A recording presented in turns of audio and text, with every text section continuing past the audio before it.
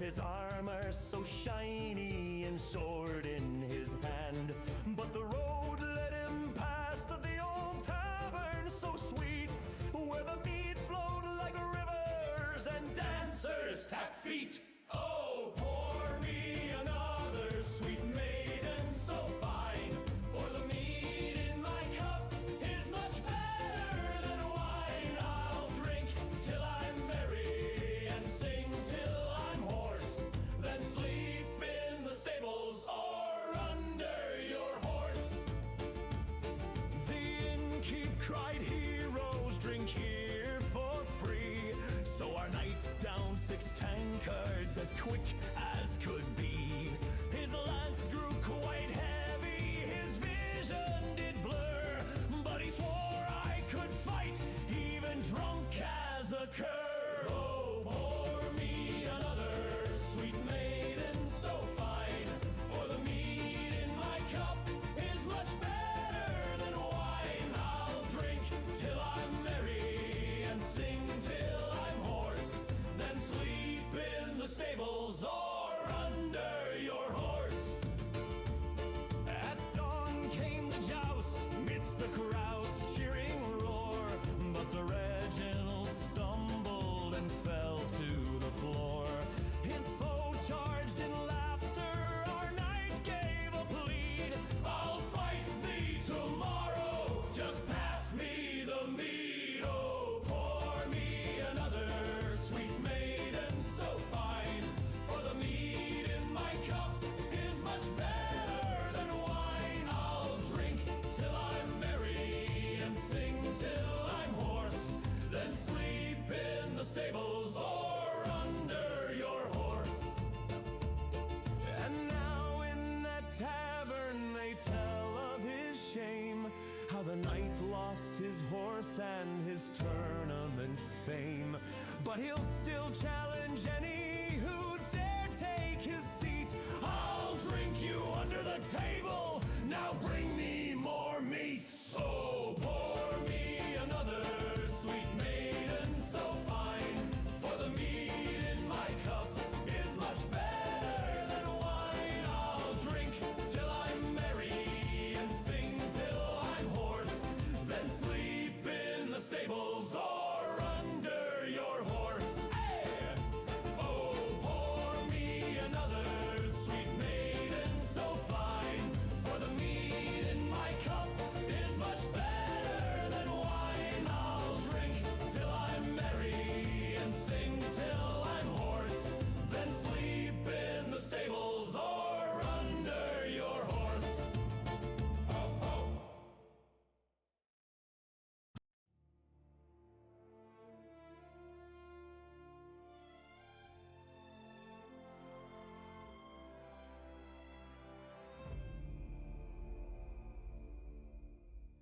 Born in the flame with a mark on my name, no throne to claim, no one to blame. They said turn back, let the darkness win, but I've got a war burning under my skin. No looking back, no slowing down.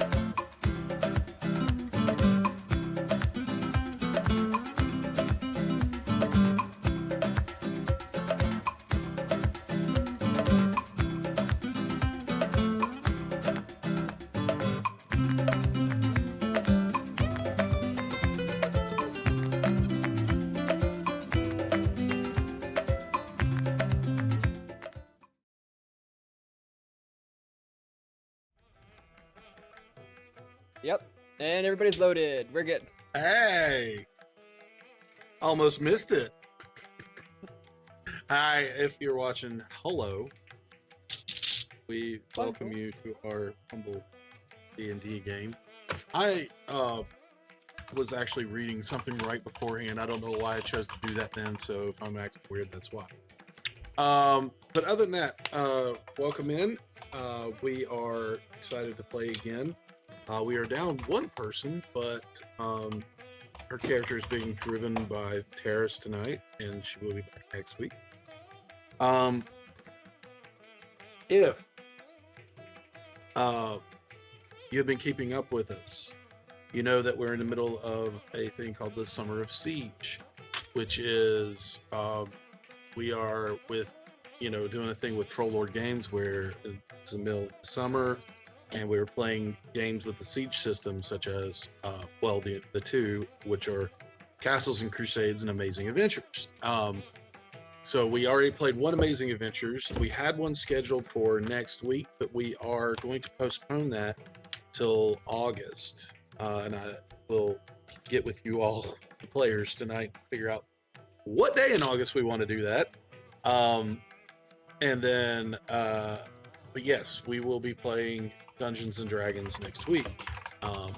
But in the meantime, there are plenty of Castles and Crusades games going on the schedule that we have posted, and is posted in many places, so check those out, unless you're watching us, because we want you to stick with us if you're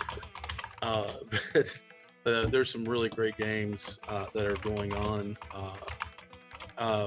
and everybody's name who was running them has left my brain tonight, so cheers to that. But other than that, I think we're good on everything. Summer of Siege has some we're going to be playing Amazing Adventures next time, just like we did the last time, and it will be a continuation of the story that we were telling, but further down the road. So your characters, I will tell you ahead of time, will be level 3 at this point. Ooh. Instead of level 1. So nice. I will help you. Just a note for you all, I'll help you if you need help leveling them up. If not, go for it. Other than that, do you all have any questions about the game before we get started? Nope. There be raptors up there? Yep. Yeah, there should be, yeah. Raptors? Or in my adult brain, I heard rappers. I was like, yeah, why not both? Let's have the Raptors against the rappers and see who wins. Oh, I see. I think the Raptors. Bard battle. There's not much hip hop in Chult, unfortunately. No. But that being said, if you all are ready, let's go ahead and get started. Last time we played, you all found out that you were going. Well, I mean, before that, you found out you were going to Chult. You got prepared much quicker than the Wizards 3 thought you were going to be. Robin, you stilled your nerves and you said, hey, let's just do it. Let's drive a truck through it and jump through the portal first. When you all got to Chult, you realized you were in the middle, Robin, in the middle of the market part, near the Red Bazaar.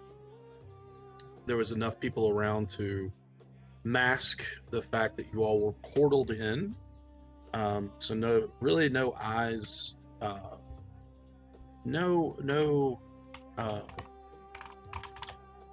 one paid much attention to you all showing. After Zen checking with the current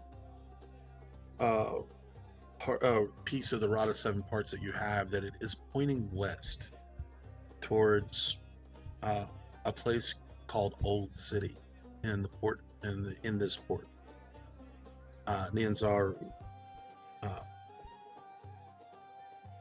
As you're walking, you do see all sorts of different things. The unfamiliar aroma of, well, unfamiliar to some, spices and tropical fruits, and you can even smell coming from the it's a hint in the air of fish and tar and canvas. But as you're walking, you all notice that the port is an explosion of color, and the thing that sticks out most as you all are making in the short walk that you've made so far, that there are beasts of burden being used as you walk through here, hauling two-wheeled carts. Some of them you can see in the distance are used to hoist like heavy loads on cranes and different things like that. These are like enormous, bigger than Steve lizards, and some of y'all know them as dinosaurs. Walking through, flowers, green plants, and vines grow everywhere. They seem to spring out of the building stones themselves. There's just a profusion of greenery, and you know that you can tell with people tending to it, it needs constant tending to prevent roots and weeds and shoots from damaging the buildings or the tile roofs that are on top. To your left, as you're walking west along the street, you do see the city's defensive wall. And Robin, this stretches around the entire city and through the city as well, because they do have walls separating the different wards of the port.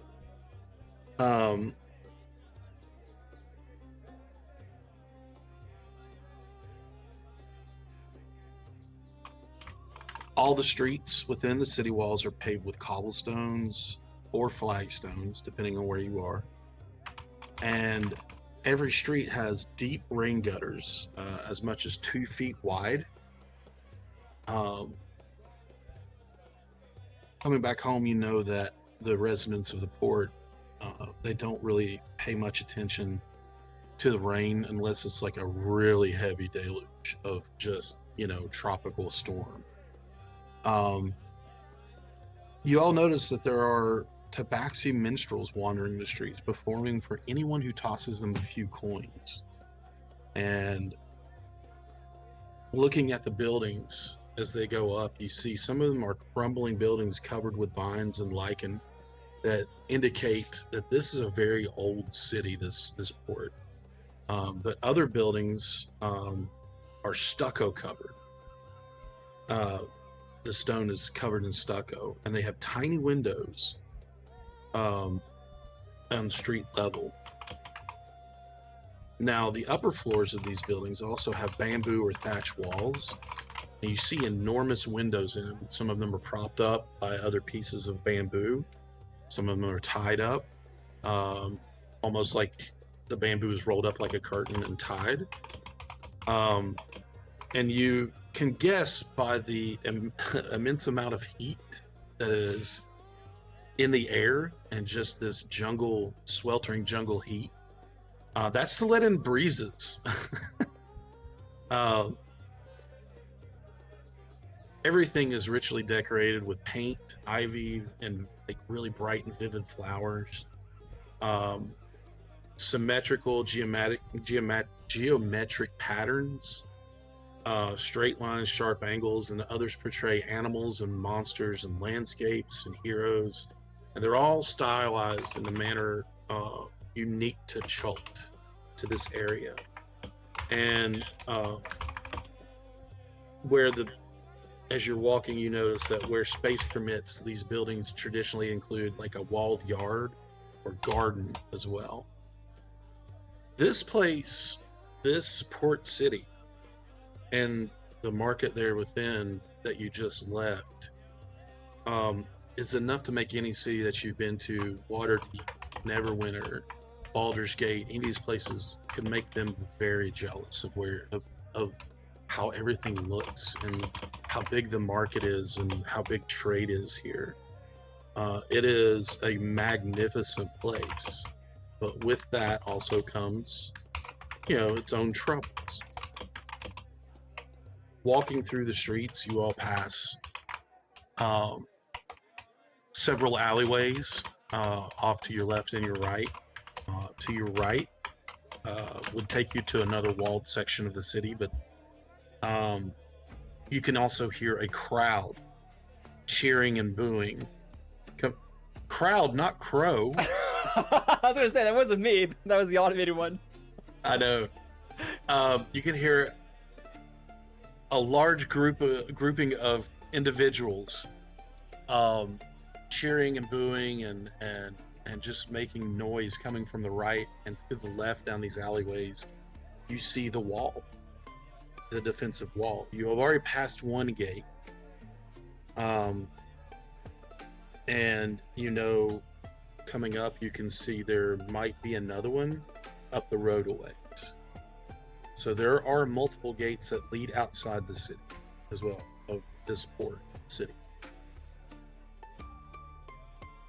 Is there anything you all want to do? Do you want to get closer to the wall, or do you want to keep where you're going, or investigate the noise? You all tell me. This place is vast, but it's not so vast. Well, I say vast. It is a large city, but it is not larger than. We'll put it this way: it's about smaller than Menzo Baranzan. And we'll say it's probably smaller than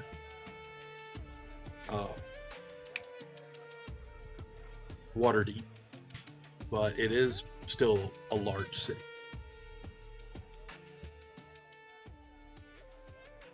Sorry, just trying to lower the volume since that one was getting a little bit loud. Very good. Anything you all want to do in the meantime? This is your all's show. So our rod piece is pointing us towards another West. section of the city. Mm-hmm. Pointing you west. Okay.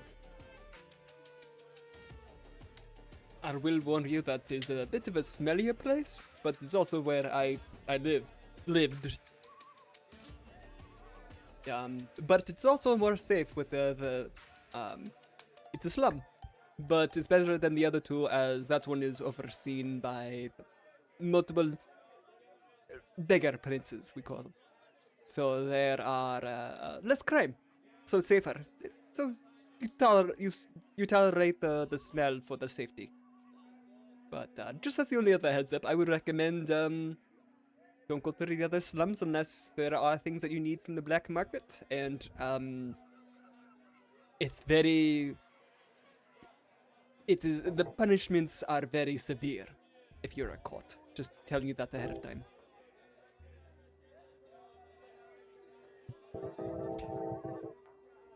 But up to you. We'd have to go through the one of the larger markets, the Grand Souk. I hope I'm getting that right.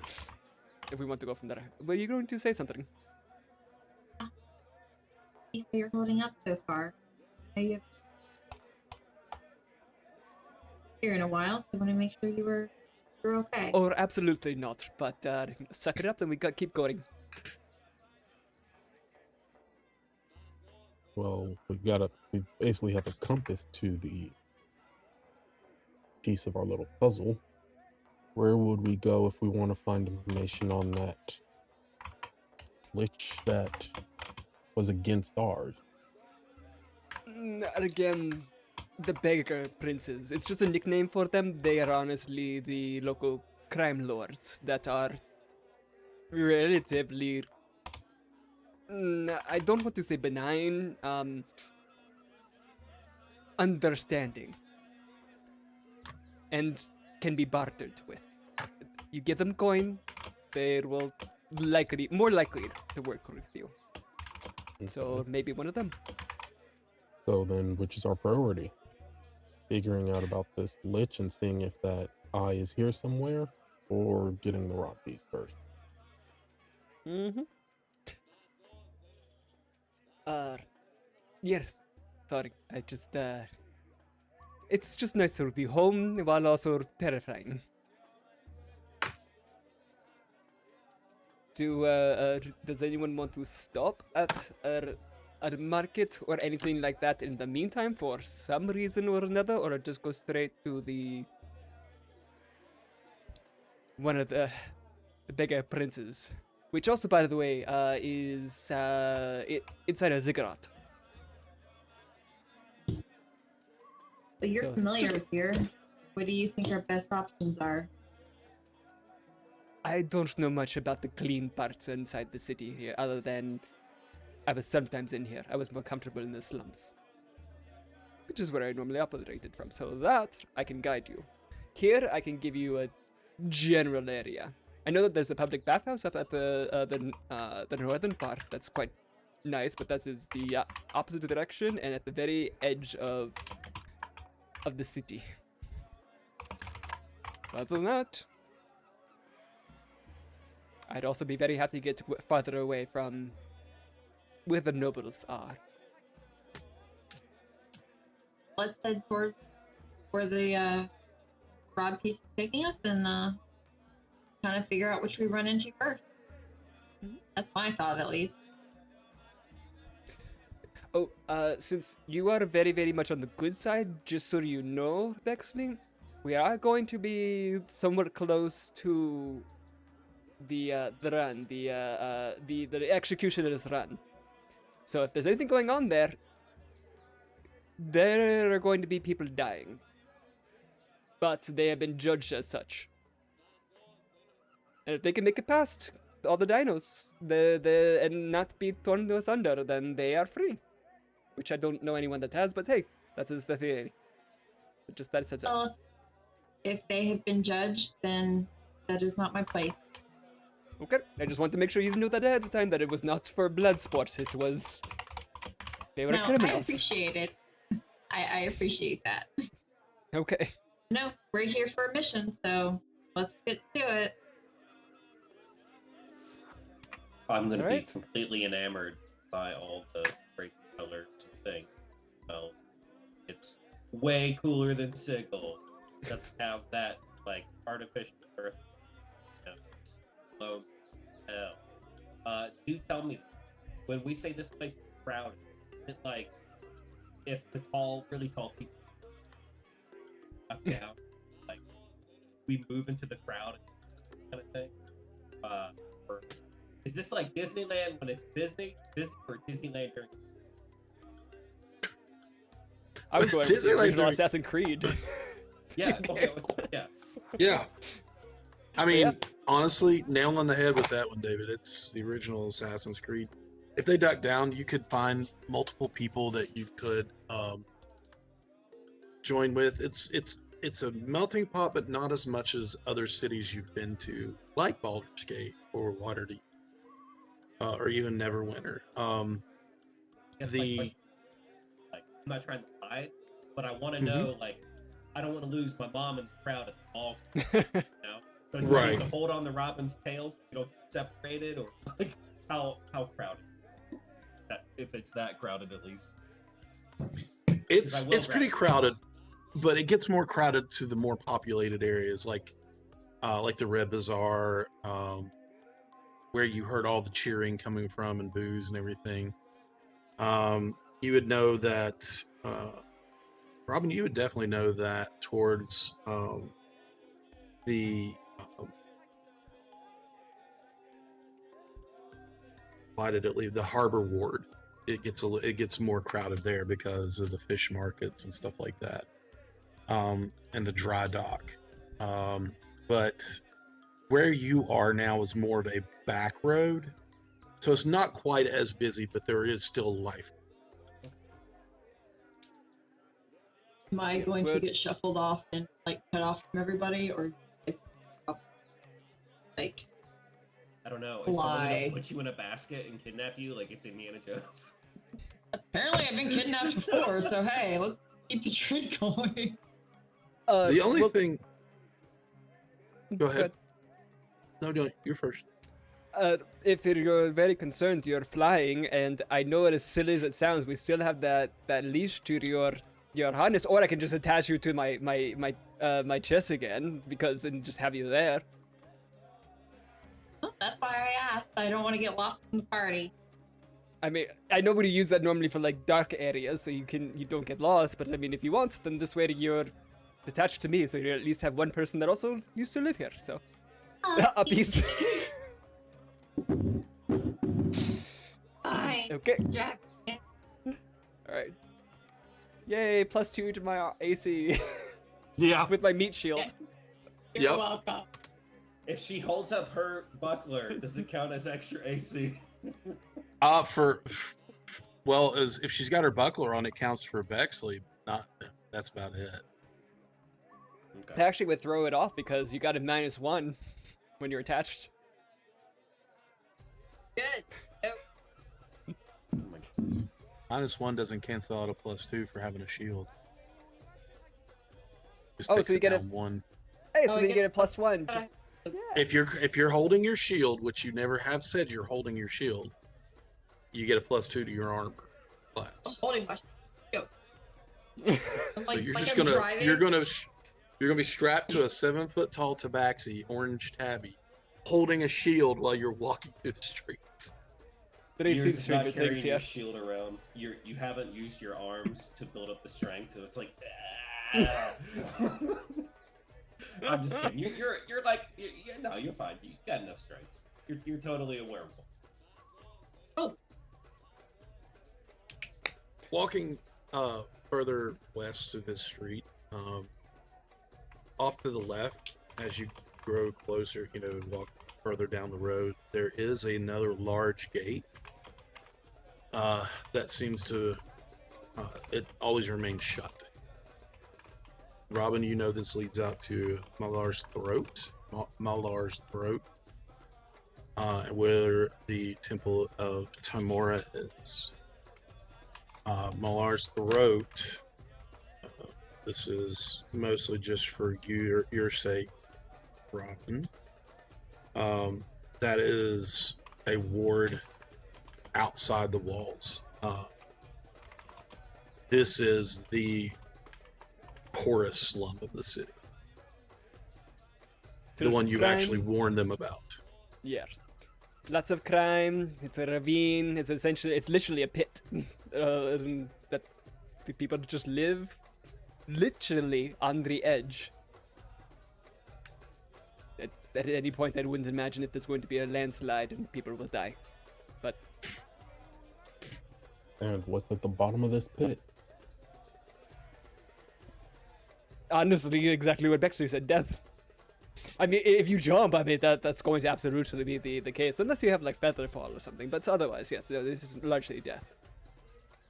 There's a guy over there that's More in selling the capes. sense- Meant more in the sense, is there like a giant temple at the bottom? Is it just an endless hole in the ground? Oh, it's just a ravine, and there is It's- a temple. The temple of Tirmora. Okay. So, Yeah. Timora. The gate, just for your all's sake, the gate does open up to the ground level. Robin, you would know there are footpaths, they're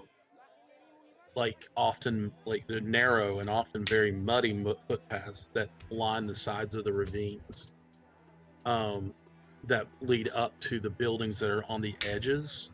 And then as you get closer to the bridge, you will notice there are walkways that are that go from edge to edge of this ravine. So they do take those walkways back and forth there. They are not well built, to say the least. They're mostly just swaying footbridges that like crisscross the ravine. And they connect all the levels of that district. They're If you built out of just- bamboo and rope. If you just took a spaghetti and dumped it out of a bowl, there you go. Yep. And it about as strong as wet spaghetti as well. But the temple is actually a great place, as it is a refuge, since they're outside the walls for when eventually the undead, the sapient plants, or dinosaurs, or any other creature goes to attack. But we're going to the other area. That's generally a little bit better because we can all go into, honestly, the ziggurat if it was necessary. Speaking of I'm going sorry, I'm trying to eat an the apple and other walk away. area, Lean away. can Do I what, check Zen? Can I check the rod piece? Which now we're outside the city. Which way it's still pointing? You're not in- out. You're still inside the city. You just looked at the gate that leads out to that place. Oh, okay. Is that not where the rod piece is pointing? Nope, it's pointing straight ahead, west. Oh. Going out of Malar's throat would lead you south Okay. into the jungle. Well, we don't need to go that way, so. Yep, so we're good. We essentially have to Okay. go southwest and find our own seats. And sorry, by the way, I keep leaning away from the mic so I'm not crunching on my apple, like, directly into the mic. As you continue walking, the wall does stretch the entire length of this city, and then you come to sort of a crossroads that cuts left and keeps going where the rod piece is pointing. Now ahead of you, you see another bazaar, another marketplace, and off to the right, you see another wall inside the city that separates another.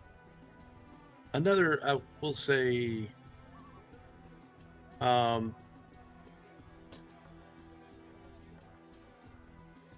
another. Well, it's not really separating the entire district, but it is separating part of this district.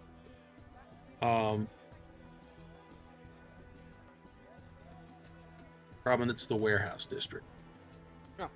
There is an open. There are opening. There's one major opening with no gate that people can come and go out of. Mostly it's warehouses. People do there are some houses there, but it's just where they store goods coming into port, and for buy, sell, and trade. But just straight ahead, you all do see the Grand Souk, which is the other market. Here you do hear, it's less noisy than the Red Bazaar, but there are people coming and going from there. It's, we'll compare it to from Food Lion and Harris Teeter, we'll say that. It's less noisy and a little more, I don't want to say upscale, but for this, it will say upscale. Here you see people with those dinosaurs hauling carts full of timber coming from there. There are different booths set up outside of this. It's the shape of the bazaar, as you can see, it comes out into almost like a Y shape, but you can also see that the tents run back as well, so it does come up and separate, and you all are coming into the top of the Y as you're approaching it. There are different merchants inside with different stands. You can start smelling those spices strongly again, so it is good. It is a good chance that you'll find different spices here. You do see several stands on the outside with like tiger pelts and different skulls hanging off of them, some recognizable, some not, and claws. And one is selling just straight iron ore. Colored feathers, tropical fruit. There are monkeys running around free, and some are in cages that are being sold. And just different riches of chult that are there. The dinosaurs that we're seeing, are any of them identifiable from the book that I got from before? I want to nerd out about all the fauna. This museum. Yeah. The megafauna. So just do a general history check from where you read it. It's not going to be a very high DC or anything, but we'll see if you can remember the names of them. I have just been informed that we have 7 hours of telepathic whispers up. Oh, nice. Hey, I have nice. a Hi, Chrissy. 19 history. 19 history, okay. One, you do recognize he's a little feistier than the rest, but he is hauling a cart, and he has 2 giant horns on the top of his head and one on his nose. That is a triceratops. Hmm. Like I said, he's a little feistier than the others, but you do see one with that is being used to haul a larger load of timber. When I say larger load, it's a good haul. And he has spines down his back and his tail, and you recognize this as a stegosaurus. Ooh. For the purposes of druid wild shaping, do I need to touch these beasts or make nature checks since they're new to me? Or is just I would seeing them probably for the ask you to first do a time? nature check if you want to try turn into one for the first time. Sure. Uh, Do you want me to do that now while I'm studying them? I'm going to have you do it before you turn in for your wild shape, Cool. Sounds good. because it would be one of those things that, can I recall it as I'm turning into it, or do I turn into half of a stegosaurus, half a polar bear, or something like that, That'd be fun. Ooh. or half mouse, half stegosaurus, or half dancing spider that you turn into, Oh my god. half triceratops. Giga Arachnia. I've got a soundbite for that one too. But yes, Stegosaurus. No, not that. Not that specific. No, but Oh. the Giga Spider essentially. I guess if I fail, I just turn into a stegosaurus-sized mouse or a mouse-sized stegosaurus, right? That'd be. I would love the mouse-sized Stegosaurus. That would be. we're cute. gonna roll. We're actually Step on gonna me. roll for I'm that. the We're gonna ultimate roll Lego. for that. That'd be fun. That'd be a fun roll, actually. Yeah. Um. Ultimate Lego. I love it. A T-Rex sized gerbil. It's like getting And you're nibbled basically on by just a giant space hamster. Hey. Okay. So seeing the bazaar ahead of you, or not the bazaar, but the yes, that thing, the Grand Souk, the Yes. market ahead of you. You have to go past that. Now, going left, you do see, going over this market, there is a bridge that goes down a walkway. One leads into a walled-in area, and the other one leads into the same on the right. Robin, right is where you don't want to go. Mm-hmm. You. Yeah. No, we don't want to go. Just ignore that bridge. That's where all the mercantile princes and princesses will do their business and their commerce, make the laws, etc. And just want to avoid that area entirely. Check the rod piece. Which way is it pointing? Straight through, Okay. underneath the walkway. Well, I can lucky let you us, know- You can for also- once, the gods actually listen to whatever prayer you threw them. Absolutely.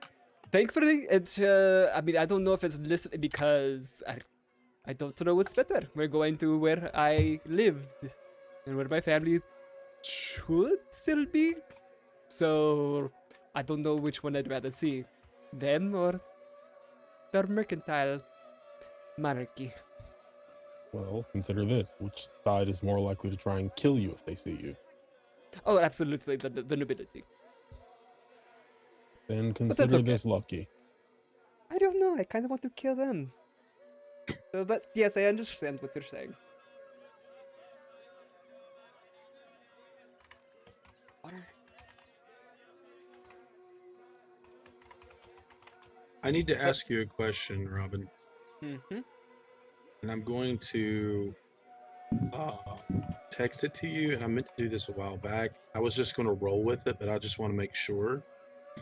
So I'm going to ask you a quick question. Okay.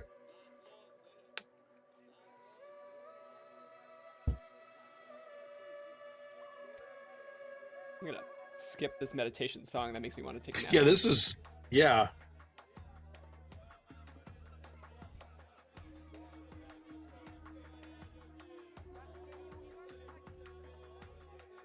Apologize for the silence there.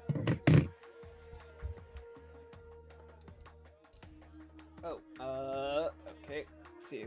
Check my notes. I have it, but I don't know if it was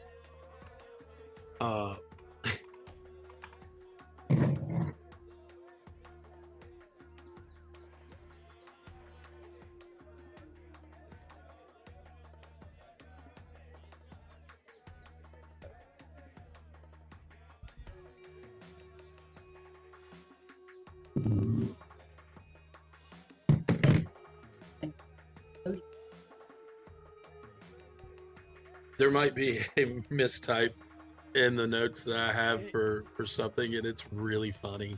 Yeah, that one is for an old thing that I totally forgot about. Yeah. It's the only thing that I found that would lead to the answer to that.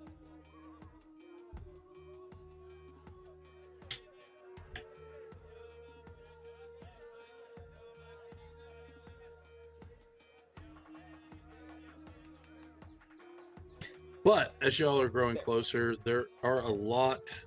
That's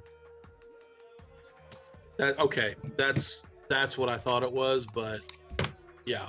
That one, Okay. yeah. No, I'll go off stream. I'll explain that background. Okay. Of why that was there. Yeah.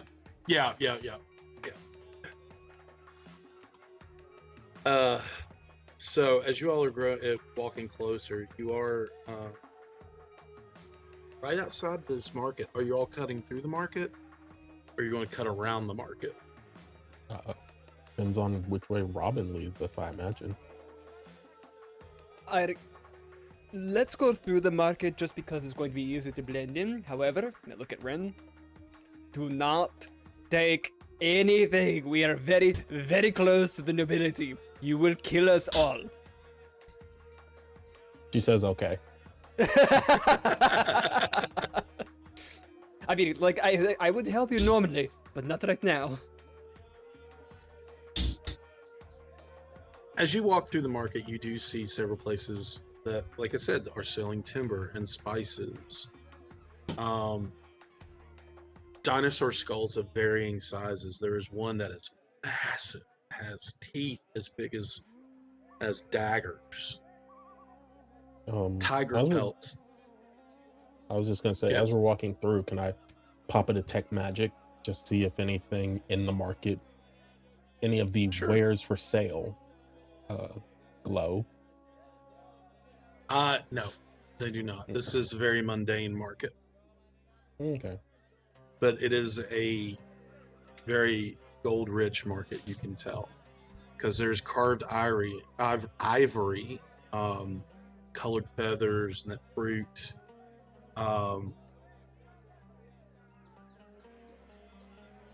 But there's large hunks of steaks of meat being sold. Plesiosaurus meat is what they call it. Plesiosaur meat. There are different, what looks to be like, almost like dream catchers and different handiwork like that. Some looks to be more aquatic themed, and then others are more erratic and just different, just different looking.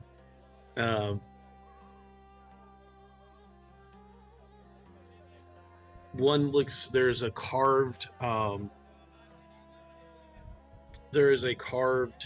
statue standing about 2.5 feet tall that has a price tag in common hanging off of it of 150 gold, and it is very good handiwork, and it looks like about 4 goblins stacked on top of each other wearing terrifying insect and tusk masks. One of they're holding various weapons, dagger, a sickle, a spear, and a war club as you go up the stack. And you can tell that the bodies of them are goblinoid.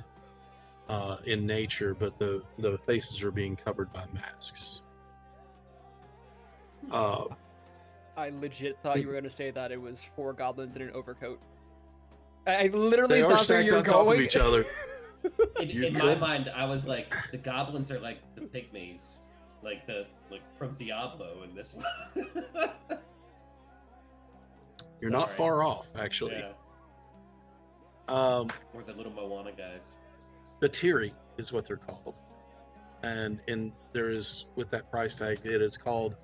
This piece of art is called a Batiri battle stack. Tier battle stack. Huh. Hmm.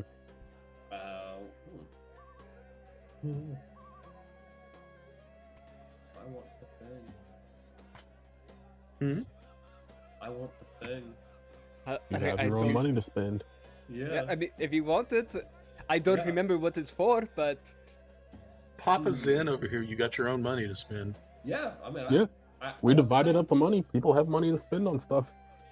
if you want, I can put Oh. it in my bag of holding. I believe still got room for later. I will say, just to say it, I will keep detect magic up and pop it, re-gas it as it goes down, just to see if Okay. there are like any hidden gems.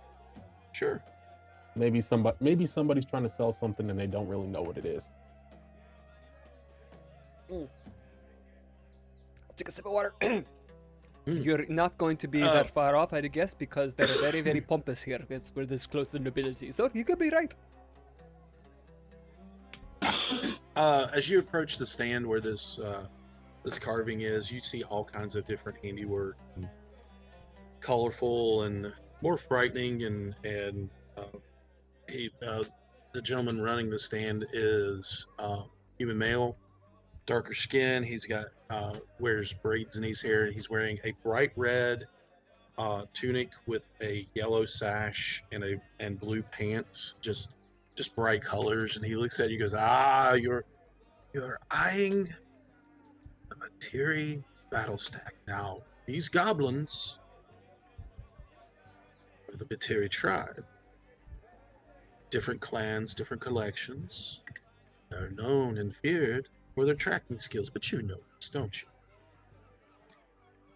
I can see that I'm talking to a very intelligent fellow.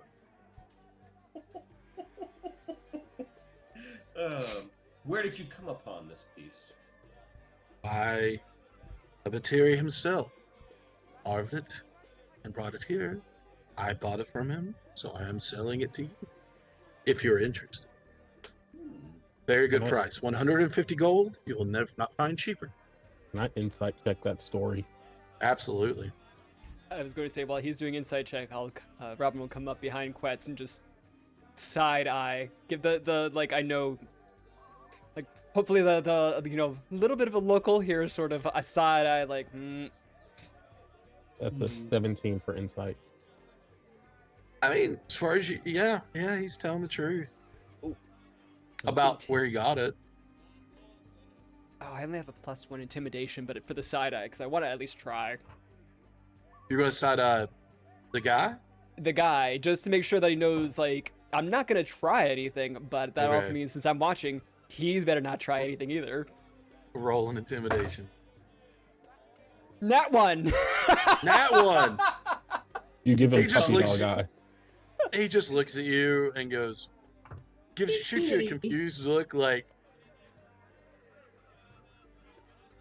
and leans in and leans past you, Quetz, and goes, I'm sorry, but I'm taken. Pulls back. I'm so glad I just finished drinking water. He looks at you, Quetz, and goes, there are Batiri all over the jungle. Just like saying that sure civil servants at a pub are everywhere.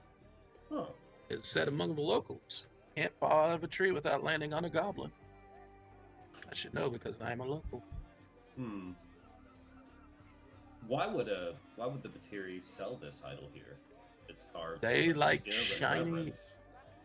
Oh, this is not. This is how they fight. By stacking on top of each other. Absolutely, it's terrifying. It's Look at this thing. terrifying.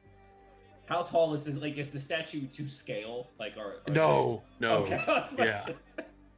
If you literally had 4 Batiri, goblins coming at you, they'd be about 10 to 12 feet tall, running at you with weapons flail. Okay. They're about 3 feet tall piece, 3 to 4 feet tall piece. What's the significance of the Batiri carving this, aside from just showing off their prowess? They like shiny as much as I do. Cool. What they spend it on, I'll never. They just dig a hole and keep it. I don't. Yeah. I don't know.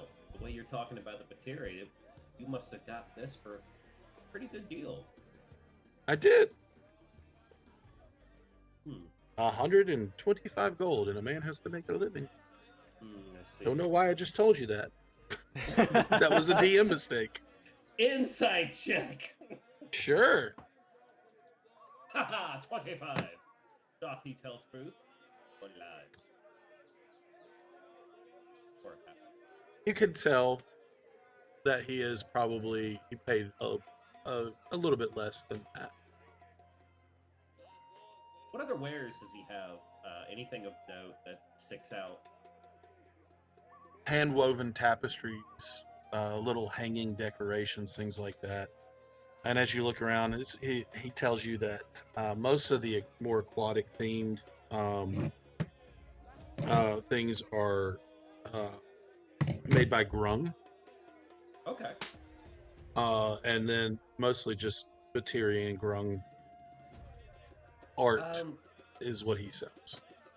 I'm not trying to detect for magic per se. I would like to roll an Arcana to see if, kind of like in the way of a history check of like why a religion would use something in one of their rituals. Could there be like arcane ritual implements in any of these items? Sure. I don't know, just throwing it out there. Yeah. Okay. A 29. You can tell that most of the stuff was made to sell to rubes like you that think it's pretty. And I don't mean rubes in a bad way, but that's how they view it. You know what I mean? Mm-hmm. I'm not calling Mikey or Quetz a rube, but I'm saying, it's like, Sure. they're like, oh, these people will love this. Pull it together. Just stick a stick in there and a fishbone in there. It's art. Kind of one of those things. I guess I'm more like from a druidic primordial sense of like magic. Mm-hmm. Is there anything that has more significance than maybe even this the shopkeep knows? This shop is the wings of Chult. Okay. Yeah. Okay. Let me put it like that. The wings, shops on the beach. Yeah. It's the wings of Chult. We'll just put it that way. Yeah, it sells Big Johnson ponchos and stuff. Yeah. Yep. Okay. No, I'm intrigued by the goblin statue. It is fun. It will be. Oh yeah. It will be a silly item. I will. Psychic whispers. You just so you know, if you want to get it. But just so you know, you probably could get it for, I don't know, maybe about 1/8 the cost the red market, or you could even look for somewhere in the slums. But Say what? you have the money. Sorry, I didn't hear that. Oh, It's weird. like okay, can you hear me? Okay, right now? Yeah. I think everything cut out all at once for me. Oh, okay. So just instead of the voice, I was just saying you could probably get that for 1/8 the cost at the red market or anywhere else at the shopping places in Chult. This is just the fancy area, so this is the tourist destination. So you might want to, if you want to spend it, spend the money. But just so you know, if you want to shop around, up to you. I think I'll continue looking around for now, my good sir. But if you do get any more of these kind of effigies from the goblins, I would be interested in seeing them on display.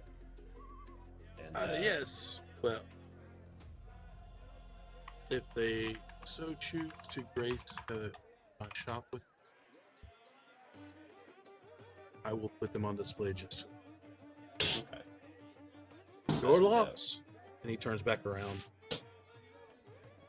I'll let Robin pull me away from the stall. I at least want to get a poncho while I'm here. There are different clothing bits here as well: cloaks, ponchos, brightly there any, colored like, tunics, and they're like. Wide brim hats. No, actually, they don't Dinosaur really leather. do the hats here. It's mostly Okay. like any head covering would just mostly be like a scarf Mm-hmm. or something tied around the head. Okay. Totally not You gonna see- try to skin a dinosaur and have that dwarf make me a big hat, teeth in it. Continuing through the market, the Grand Souk, they're selling tej, they're selling fruit, they're selling. Now you've gotten into the market where you can smell the grilled dinosaur meat, and it smells delicious. It's just different, all kinds of different things here. I will quickly buy some Taj. I'm not even gonna haggle the price. I just want to get it and go. So How much do you want? enough for at least I guess a bottle, something that can be shared amongst everybody. A gallon cask would be 2 silver. All right, done. Did you Okay. say a bottle or a bottle? A bottle. Okay, man, I don't know what's going on with my audio. Wait, No, what are you getting? that one I caught too. Okay, all right, no, I wonder it if wasn't it's- just me. Oh, you No, know it's- what? no. Oh, I know why. Wait, My a bottle. I think it's more. There it is. Yep. All right, let's turn that off.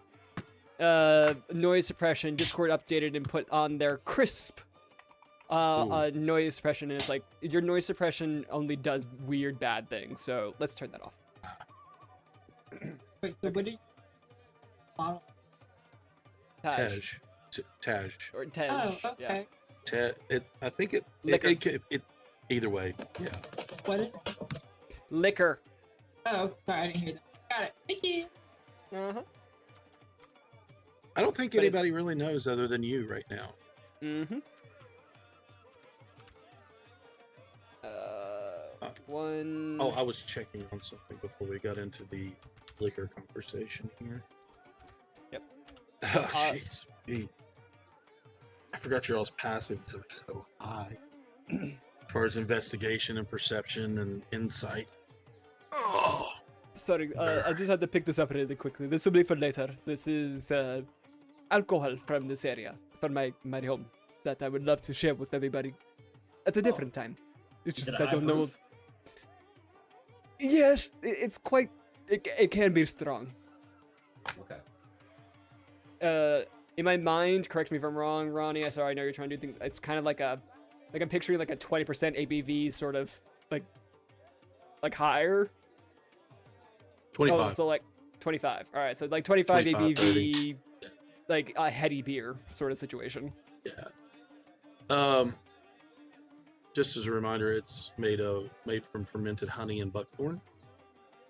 It has a very sweet taste that masks the high alcohol content.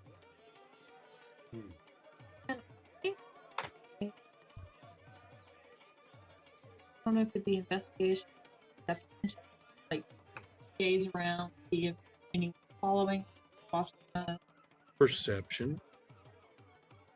see if anyone's recognized Robin. That will be a nat 20 for a 25. 25. Nobody really seems to be paying attention to you. Robin's disguise is really, really good. And unless they are masking their recognition better than that, you don't think anybody has recognized him so far. However, Robin, your passive perception, but knowing where you are,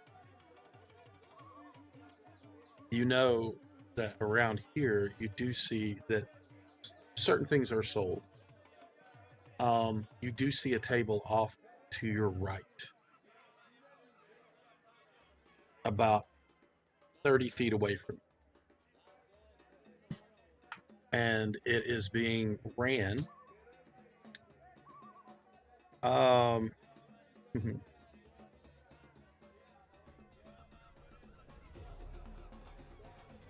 a very familiar face. She stands in a sky blue dress with a leather, like a yellow dyed leather belt with pouches on it. And on the table, you see a familiar sight. Different plants and different concoctions that you might know as medicines that you have learned from this area. That somebody might have picked up on and learned a little bit as well. She's older. She's Tabaxi. Oh, okay. And you recognize her as Silver Whisper. Okay. So, if we're kind of doing a little walk-in tour, if you look to your right over there, that's my mother, Silver Whisper. I grab Robin's arm. Can we say hi? Or are we still guys incognito? I will not speak, but yes, if you want to go, we'll walk over there. To be fair, also, there's always good to have additional medicinal components at the ready if I need to make more while we're here. Is us two? But you're coming with me, you're strapped to my chest, so... Fair. I will And then, like, hang swing back my and leg. just keep an eye on the crowd as Just they're all doing this. approaching. All right. You want to do a perception check then? Sure.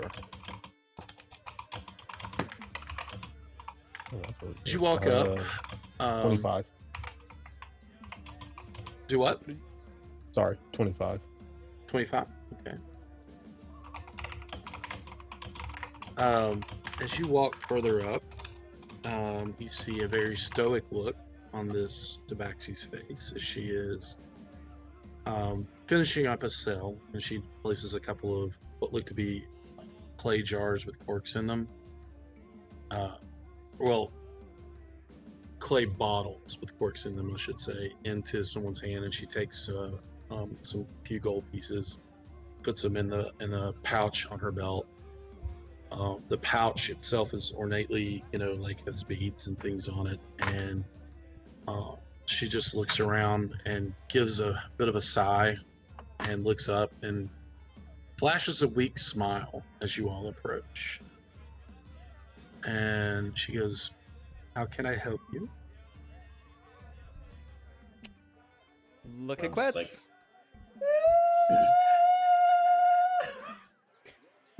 Is Quetz making that face? I'm squeam, yeah. Look, I'm like starstruck. Over second Listen. whispers, I'll go, keep it together. No one's supposed to know he's here. Do I need to call the port guard? No, not at all. I was hoping to buy some of your wonderful medicinal supplies. And she just kind of pulls her hand over, like does a gesture of the table, and they are just kind of laid out neatly, not haphazardly in the least, but it looks like she's had a pretty good sales day. But you see different plants, different things. She goes, these can be ground up and used as salves. These can be burned and inhaled. These can be broken and applied directly to wounds. They are healing. These the inhalants can help with nausea.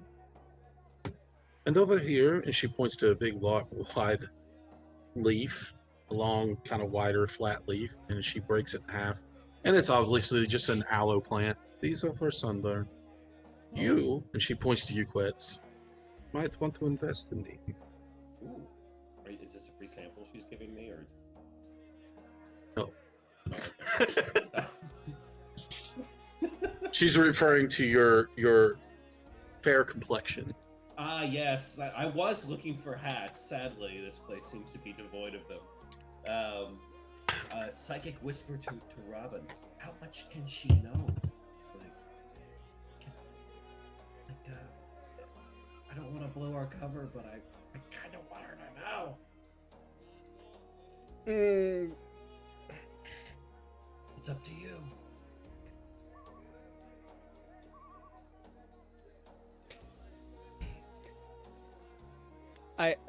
Robin will place down 10 platinum.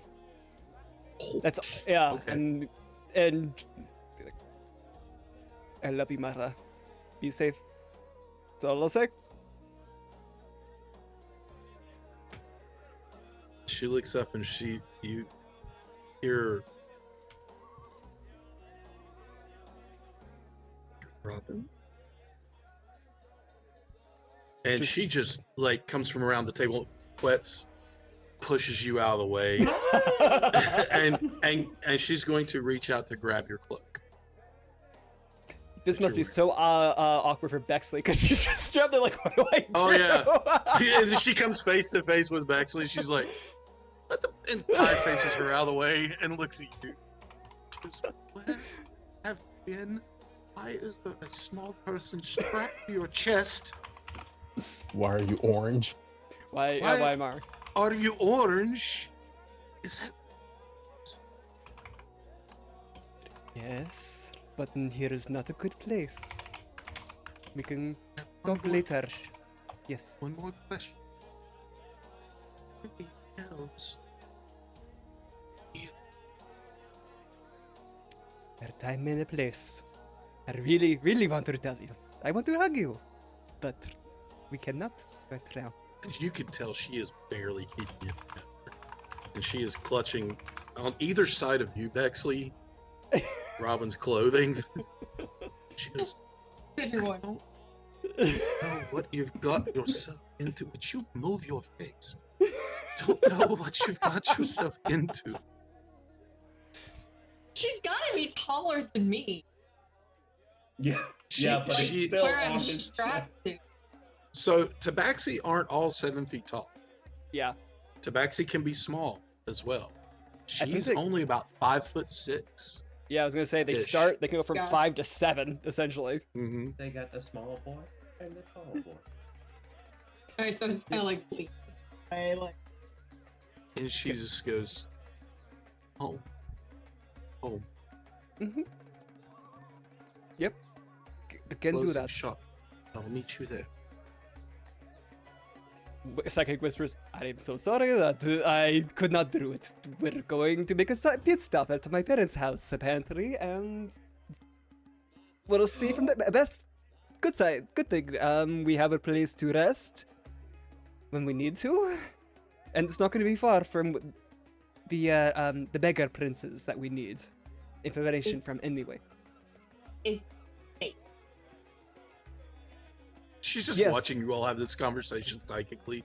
Just like, Sorry, mother, I've been- out loud. Sorry, mother, out loud. We're talking psychically. Give me one moment. psychic, and she just starts walking off. Anyway, sorry, go ahead. You see her gathering up her supplies and starts packing them away quick. From where I was hanging back, just watching this happen, with that 25 perception, did I notice anything in the crowd? No. Anyone in the crowd watching? This is I will say that you, with a 25 perception, you are noticing that this is a very money hungry part of Mhm. it. And they are more concerned with grabbing what they can from people, and the people that are giving them coin are more concerned with grabbing the goods, to show their status. I guess my concern was This from the is way buttons. Robin made it sound, Mhm. he'd be hunted if he came back here. So I guess Oh, did it absolutely. seem like anyone was watching his mother, or if he came back? It's also been in game time. It's been, I guess, at least 5 years Years. now. Yeah. Because we've been together as a party for 3, I think it was. Mm-hmm. And then I know Yeah, it but- would take about a year to travel, and then it was probably about a year where Robin was trying to figure out what to Mhm. do. Yeah, but from what you've told us, somebody died and you got blamed. Mm-hmm. So don't know if Yes. this is one of those life debt things where they're never gonna stop until they find you. Oh no, it's most definitely that. So I feel like having somebody watch his mother for if he shows back up isn't too far fetched. So that's what I was basically trying to see. Not here. Okay. But I will keep an eye out between having detect magic going and Mhm. that if anybody seems to be watching her a little too long or starts seeming to watch us a little too long. And she looks at all of you before she goes. Give it 20 minutes. 20 minutes. Okay, can do that. As she takes her pack and slings it on her back, and she puts up a sign that is just wooden, has closed etched in it, and walks off. Okay. I guess let's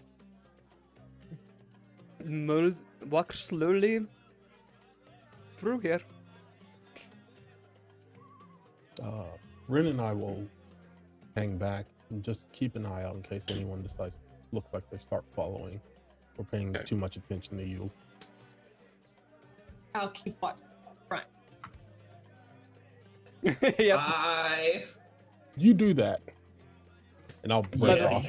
I love the little points. That's what I was like laughing at earlier. You got little things going on. Oh yeah, sorry, I'm stimming. Yep. Like this is better than any fidget spinner.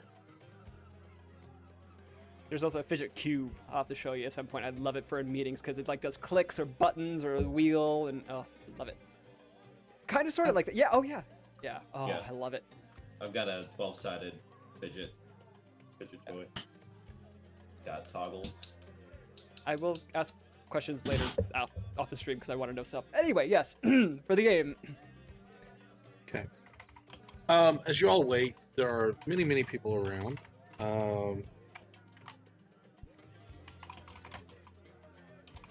I'm just going to go off of your 25 earlier.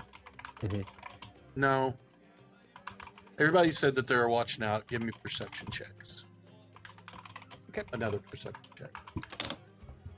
Oh, Zen, Bexley, Robin, and Quetz, did you say, or you're just kind of... I did not say. I was looking at the dinos and more distracted. So we can just go off my passive. What's your passive? 20. Jeez. I forget that your all's passes are that high every time. I don't know why. It works. My passive and my roll were both 20. Are both 20. Bexley, One. natural one. The pretty colors. She fell asleep. You Uh, are it's being a little carried. It's a little hot. It's a little hot for the ferry out and being rocked in a papoose, basically, or whatever you want to call it. I love it. String of drool. am I drooling? Am I drooling more? Yeah, Like how far out? drooling. Perfect. Zen, I Very got in. comforting. I got an 18 and Ren got a 29. Dang. Jeez. Man, she's rolling Okay. really well tonight. Yeah. Well, all of you, as she walks away, even Quetz, who is being checking out dinosaurs and everything, you notice that two two fellows that are dressed a little less vibrant than the others. One has braids and a tight ponytail on the top of his head. And the other one has closely shorn hair, just almost bald. And they have daggers at their side. They both kind of give each other a nod, and one looks at the other and points to his eyes and points to Robin's mother, and then they kind of follow at a distance.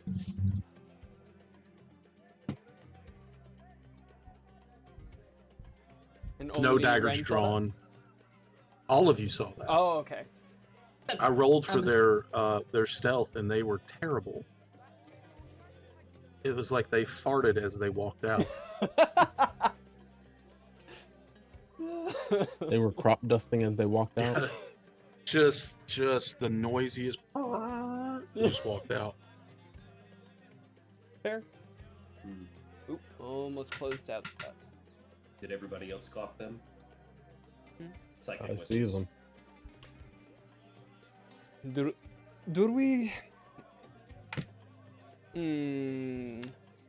I guess it's time to be sneaky. Well, Let's that go depends. slow. Do you want us to deal with them? While you my talk to your my immediate answer is yes, but as I've learned, it might not be best to take them out right away. Let them, because otherwise they're just going to be replaced, and then they'll know something is up. So, I guess before, like, wake up Baxley, lightly shake. Yeah.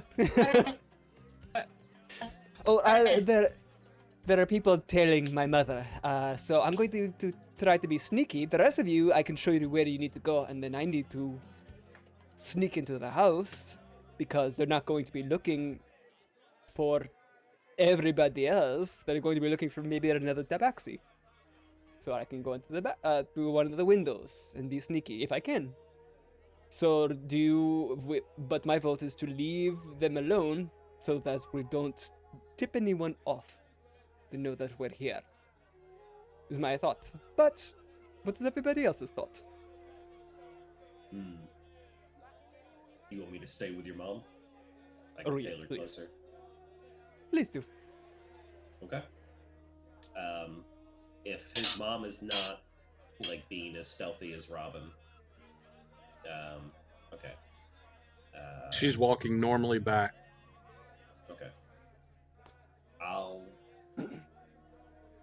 I kind of want to do something weird, like turn into a tiny spider and ride on her shoulder without her knowing. You If have I to can, like- catch up. Yeah, if I can like get in front of her and then just like make a tiny little spider parachute on the wind and hope. I just imagine that, like, imagine my mother walking down the street and, like, a spider just, like, sails on her. Like, just imagine the freak out for that. Yeah, no, perfect. No, I'm a tourist, so I can just keep looking like a tourist as I just trail in behind her. And Ren and I can get close to them without being seen, just in case they need to be encouraged to walk away at some point. I'll leave it up to you. I'm going to say that I cannot Yes. think logically with this, and I'm going to mostly want to react on emotion. So, as I throw a dice on my keyboard, sorry. But it's up to you. So I'm going to refer to the group and what you logically want to do. But I am going to sneak away, but before I do... Well, no, I don't want to sneak away, because you need to be able to follow me. So let me lead you there, but when it's time for me to sneak... Oh, we've got several hours of the whispers. You can give us directions. And if if she's heading to the house and we're following them, we're gonna get there. Okay. Robin, make a Okay. history check for me. Oh, great, okay. Ooh, that one's actually pretty good. History. Mhm. I don't have. Dirty 20. Okay.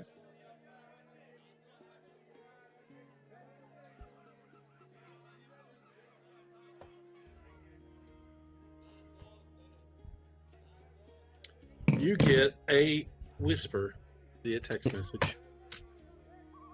Ah, okay, perfect. Okay. As soon as you Okay. said that, my phone buzzed. I'm like, I think you sent it to the wrong person. Would it listen. be Go would ahead. it be awkward for me to, like, would it be very noticeable for me to be flying around? Like, would it Yes. stick out? You are a fairy. There are no fairies.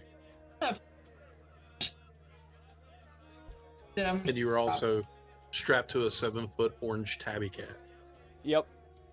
You have drawn some looks, but nothing like no ire. They're like, oh, okay. And they tourist. just keep. Yeah. Yeah.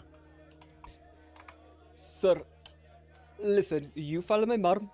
I'm going to take a back way. Bexley, do you want to continue to be I'm strapped staying to with my you. chest? Okay. I'm And just trying to keep emotions in check, just in case. better. That is a 30 stealth. 3-0. Bexley, roll stealth. Oh, dear. How? Not a net one. Not. Oh, thank you. You still have to remain quiet. Unless Robin just reaches up and covers your mouth and then pulls to No, the I know, side but like, real hard. sleep. Just I can see him like putting his hand there and me just going. let's talk about 23. sudden quick yank. Okay. Yeah, Oh, dang. mouthful of fur. Yeah. Orange. All right. Die too. What's Rin and Zen? You all are following the guys, correct? I was Yeah. following the mother. The mother, and there you all are following. Yeah. Okay. So, Roll stealth. Make a let's make a your choice to make it look like more touristy and to not draw attention as you're following her. Deception or performance? I'd like to argue a little bit that to be a little more touristy, I'm going to be turning my head everywhere to look at every single thing that's shiny and new. Sure. And not really trying to like hide the fact that I'm walking through the bazaar, but just keep a constant perception going. It's obvious that I'm different and I stand out here. So me trying to look like I don't know. I don't know. It's, if you want me to roll performance or deception, I definitely will. But The thing about it is I thought you were trying not to look like you were following her while you were following. Yeah, okay. Okay. But it's your choice of either one. I'll do performance. And I will roll with my inspiration. Okay. That is better. Okay. 20. Okay. and I'll say before I make these rolls, can we just ask Robin about how far it is to the house over the whispers? Assuming we turn around and he's already vanished. You only have about Say a that little less than a block to go. Yeah, not very far. A city block. You could, yeah. Then both Rin and Zen will cast invisibility as they follow. Jeez, okay. Are you going to just cast it in front of everybody, or do you want to hide before doing it? Hide before doing it. Okay. Yeah. Make a perception. Well, you could easy enough here. You can find a little quiet corner to do it in, Walk around the corner walk around the dinosaur. like a skull. just come out Go the ahead other and make a side. perception check anyway. Okay. Both or just one? We'll just ask for you to look for him, and if you can't find one, we'll have Ren roll for one. Okay. And if I you got can't both find it, 14. y'all just going to 14. Yeah, you think you find a corner that's in this marketplace that seems pretty well secluded Rin enough. got better. Oh, you went ahead and rolled for her. What is it? 20. She goes, no, Dirty no, 20. no, no, no, no. You didn't see the guy sitting there behind his booth, and she points you, and there is another one of those massive skulls, Mhm. and the mouth on this one is actually closed, and you can go behind it and you cast invisibility. And Okay. then we will follow the guys. Okay. So Easy enough to do. They pay no attention to you whatsoever, Quetz. Nobody really pays attention to you. She is easy enough to catch up with because you can, keep an eye on. She, you can notice her pack on her back as she's walking through. She does have a few of those aloe leaves sticking out of it, so it kind of works as a flag, kind of like a balloon on a kid, so you know where they are at all times. Every once in a while, you do see people with this almost the same thing pass by. You're like, okay, all right, there she is. And you do see a lot of really cool things. Now, the main thing you see right above the wall off to your right, there's a walled off section, is what looks to be like almost like a gold domed larger building where these two walkways lead down to on either side of, or that one walkway over the market, it leads down behind those walls. But that is just a large gold domed building. Walking further, you do Zen and Rin, you would notice it as well. But as soon as she gets to close to the gate, you see that the gate leading out to where she's going is slightly like open enough for them to pull it open for people to come and go, but they do keep it shut just enough so people won't, just almost like keeping the bathroom door a little shut so people don't see inside in case you have dirty towels on the floor. It kind of gives off that vibe. And as she walks closer, the doors, you see two people pushing the gate doors open, and she walks on through, and those two guys look at one another and they shrug and they follow her through as well. And they're just let through without issue? Yeah. Okay. Then Rin and Zen follow behind. Okay. Quetz, are you going to follow her into this part of the city, or outside the city wall? Yeah, if I can. If there's like, I guess a time when I can kind of like hide behind a wall or do a little Superman and get into a phone booth kind of thing.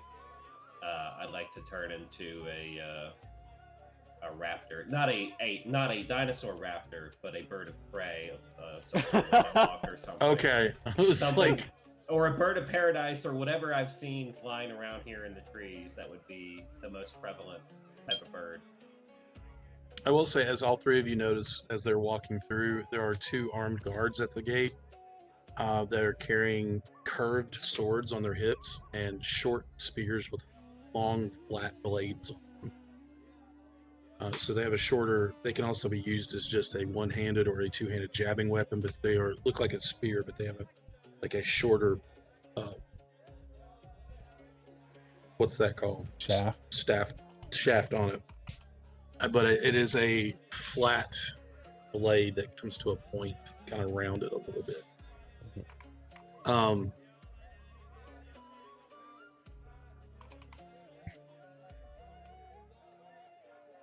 Are the two guys saying anything to each other? They just no, they just gave each other that shrug, and you'll notice that they each, all three of them will notice they each look at the guards, and the guards just kind of move them through.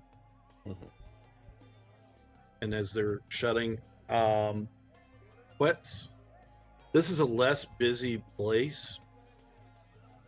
Finding a nice secluded spot that you can real quick wild shape into a bird of prey is not a hard thing to do. Okay. This is a less, I said less secluded. This is a more secluded place. Okay. Less busy street. Then from here, I'd like to keep in the treetops and just be the eye in the sky. So most of your foliage are going to be on the buildings itself. Okay. Actual trees will be outside the wall. All right. But it's, it's easy enough to keep up in the air because there's other birds, flying around the city. Mostly you see from your bird's eye view enough as you could see the bay in the distance across the way a little bit.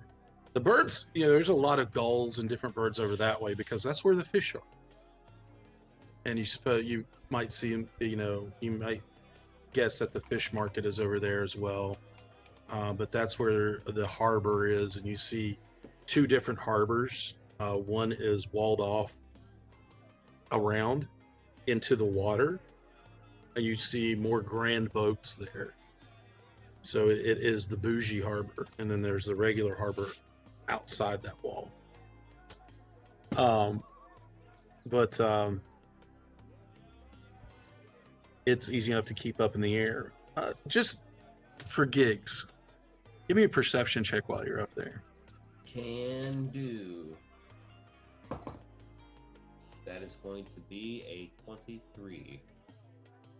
Further into the, past the wall, into the jungle, past any kind of populated area, which is not very far past the wall, the jungle becomes thick. You do see other beings that are flying around, other animals. They aren't birds, though. You do see that they do have wings and long-nosed, almost like beak. But they are very far out. I will keep low to not draw any more attention, for I may be lower on the food chain. Following them in as the door shuts. Zen and Ren, both give me a dexterity check. Dexterity check. Yeah. Okay. See if you can make it through the door. That is a 21 for me and a 19. Yeah, 19 for Ren. Okay. You both. Ren sees the door get really close as she, you go through first, and she's like, oh. But she doesn't make the noise, of course. But you go through, and the door the door's kind of shut. If she had been any later, they might have, squashed her between them. Sorry, But there's a you door are- noise that closed, the sound effect, that you accidentally triggered that I just heard it. And you are on the other side of the wall. Now, from the air and from where you are, you do see on either side of the street, beyond this wall, are two ziggurats with another bridge connecting them at the top. Are you all familiar with that term, ziggurat? Yes. Yes. Okay. They are. Pardon me.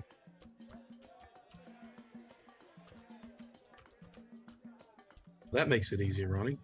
Gee. They look to be shops and tenements that are made from bamboo, and all these shops and tenements are jammed onto the terraces of these ziggurats, and they are done in wild profusion. The upper levels of these two buildings seem to be cleaner and less crowded than those near the street level. And like I said, there's a narrow wooden bridge that connects the two upper levels that raises everybody up above the press and the noise of the street. and that's what you see as you look around. She is actually, you all see her because she's not hiding. She is just walking home. She hangs a left, and as she walks down like a muddier pathway on the outside of this wall, you all see that there are homes here. She lives in one of the larger homes, but they are not as nice as the ones that you pass through on the inside. However, she does go to a more well-kept one. And she looks around real quick, and let me do this. Roll for her. Okay. And as she approaches this house, she looks back at the two and sees the two guys following, who immediately go and start looking in two different directions because they're dumb, apparently. And she just kind of like shakes her head and she goes, "Can I help?" And they both kind of look at her and go, "No, ma'am. You have a good day." Prince Boss sends his regards. And they walk off. We're kind of in jungle at this point, or on the edge of it. On the edge of it. Are there any rocks on the ground? Not here. This is more of a street. It's not cobblestone or flagstone, but it is cleared away so they can move wheeled vehicles through it, carts and things. And then she disappears into a house. Do the guys actually walk off, or did they just... Oh, they walk off to the gate. Okay. Fully gone, or just until The she's gate out of sight? opens and they walk through. Okay. And I will say, because you are flying around in the air and you have a ghastly high perception, passive perception, all of you do. Call. They walk through the gate a little bit left, and they walk behind the wall where that large building is. And they disappear behind the wall. And from your bird's eye view, you can tell they walk around this building, which there's another smaller inner wall separating the building from this path. Okay. And they walk to a large villa and disappear onto the inside. All right. I'll mentally mark the villa down. Does Psychic Whispers just let us send words, or can we send images?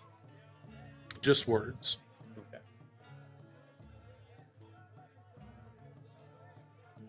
I've pegged them going into a villa not far around behind the wall here. I can keep in the sky right now, but I'm going to look back towards that flock of bigger flying things. They're not getting closer, are they? No. They're all out in the Okay. jungle. Yeah. I don't want to lose track of the things that could be hunting me.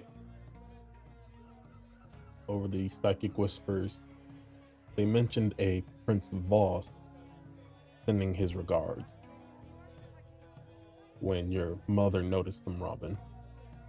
You want Ren and I to keep an eye on them? They can't see.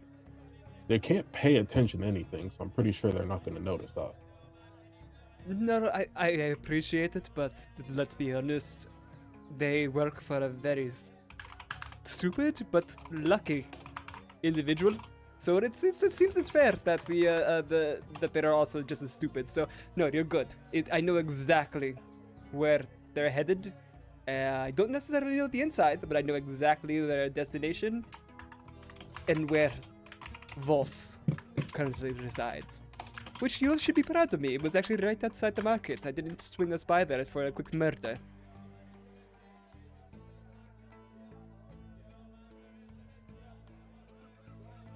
Anyway, I'm going to try to head into my old house. At least I hope it's my old house. Otherwise, I'm going to be breaking into somebody else's house. That's really interesting. It's easy enough to find. You recognize it. It is not one of the ones that is stacked on top of each other. It is, you have your own separate domicile. Larger than most because you have a larger family. But it is always well kept on the outside, and the inside. Seems that everyone kicks in to make.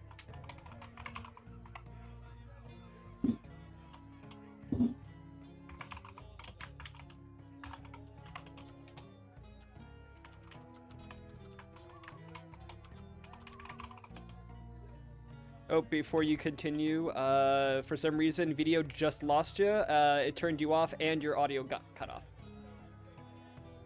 I have no idea why. I just noticed you disappeared and then your audio also stopped. So, all of it crashed or something. Yeah, because I have no video and no audio for you on stream currently.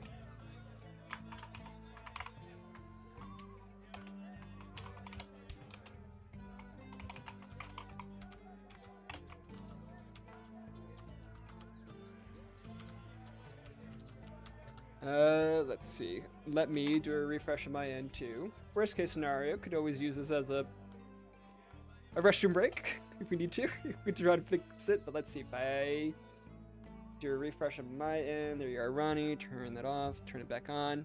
Oh, and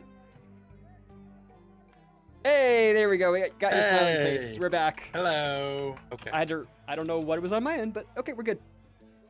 All right. Are you just going to walk in? With Bexley strapped to your chest?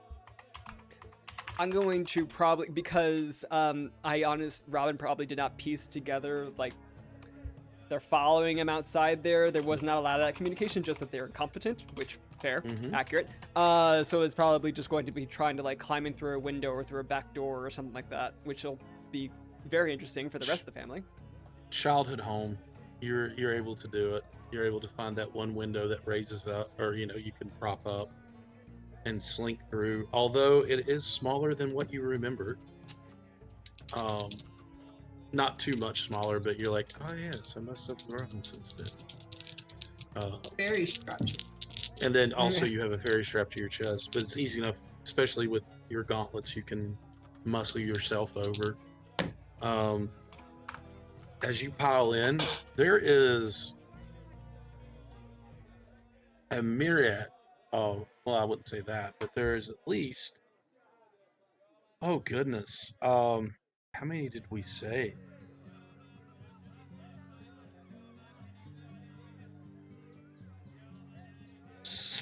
Seven other people in there besides Silver Whisper. One you recognize, one you recognize as Laughing River. Broken Branch, Tall Shadow, Stoneclaw, Warm Hearth, Patient Willow, and Dancing Pebble are all there. And they are listening intently to Silver Whisper as she is whispering to them frantically about what you could assume is your return. As you slide in, are you going stealthily or are you just going in? Oh, just because it's happened at this point, I want to try to roll stealth. Let's see if... Yeah, go for it. Let's see if I'll see with Bexley there, strapped to my chest. You can put me down, because I don't want to interrupt the family reunion. Oh, I'm on the wrong thing. Let's see. That is a 29. Bexley, roll me a stealth check.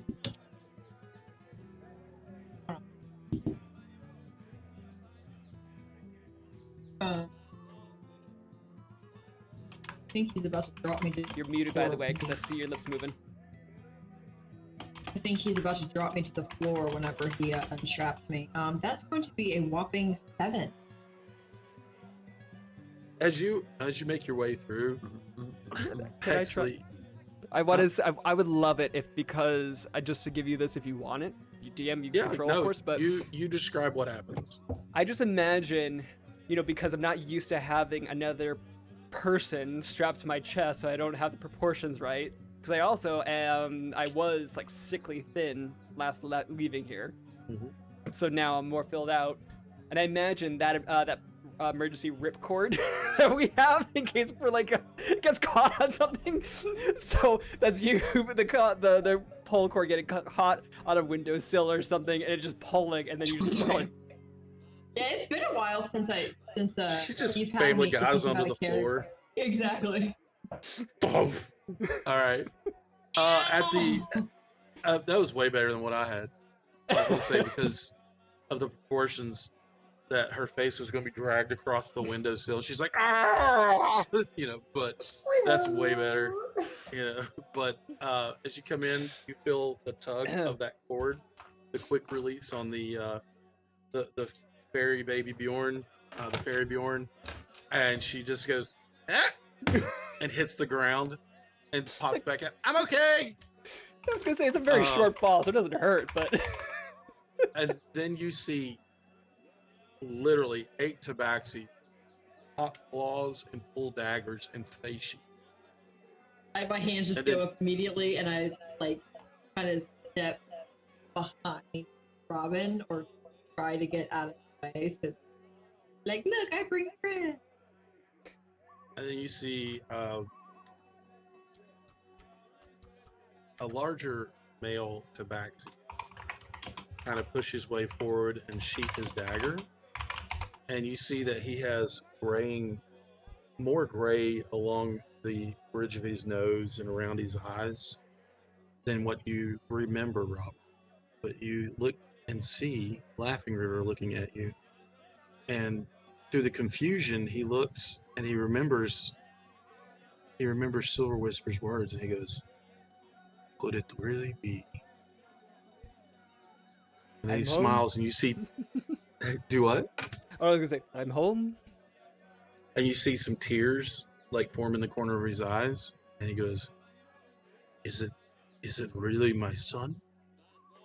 And a broad smile, and you see all these feline teeth show, and he rushes towards you, and that's where we're going to take a break real quick. All right, put us on BRB. And we will. Oops.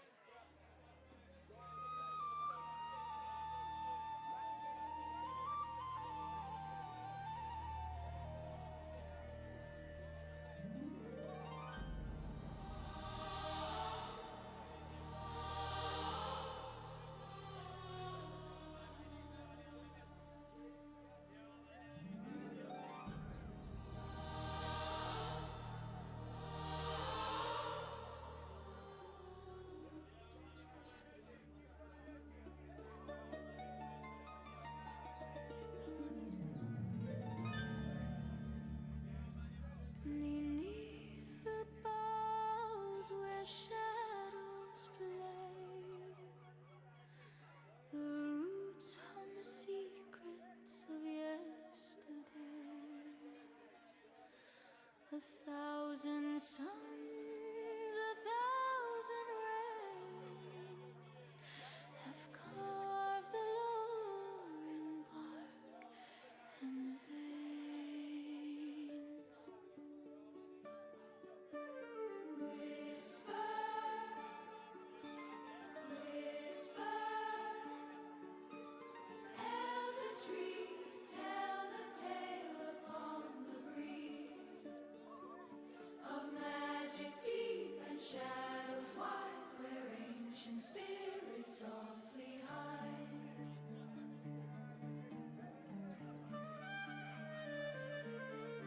The brook recites its crystal rhyme of moonlit hunts and stolen time, leaves murmur songs in tongues unknown. The forest speaks in wood and stone.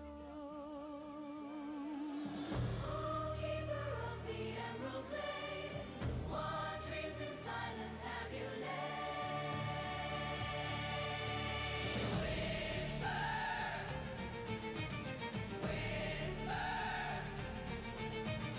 Elder trees tell the tale upon the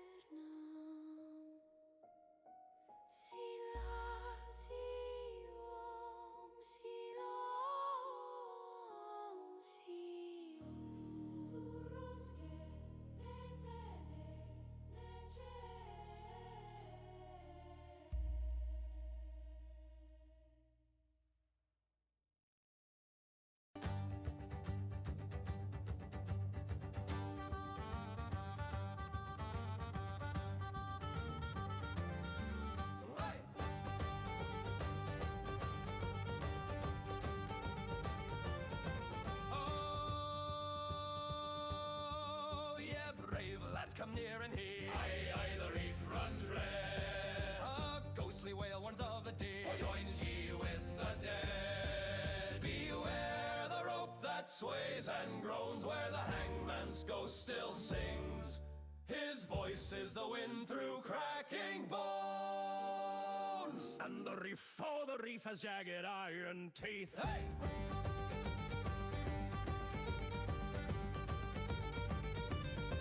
They strung him at the turn o' tide. Aye, aye, the sand drank slow.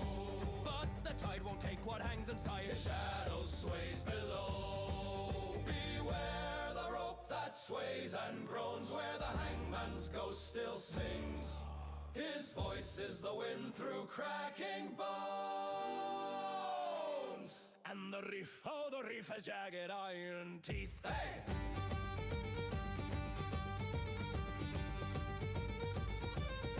Some say he cries to spare your sail. Aye, aye, a mercy rare. Don't grin too wide, that's no ghost's way. That's laughter on the air.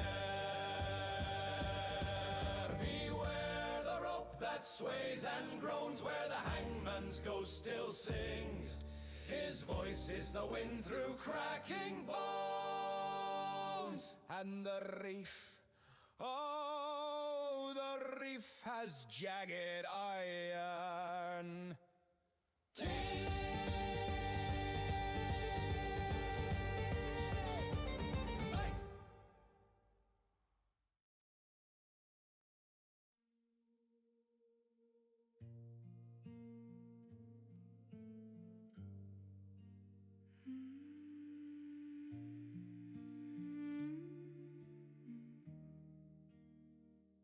A pinch of doubt I brushed aside. A sharper edge I tried to hide. This is a recipe for disaster. Stir it slow, it only happens faster. Every choice I tried to master turned to something I can't gather. I tasted truth, but shows are sweeter. Now the flame is burning deeper. I knew better, didn't matter. This is a recipe for disaster.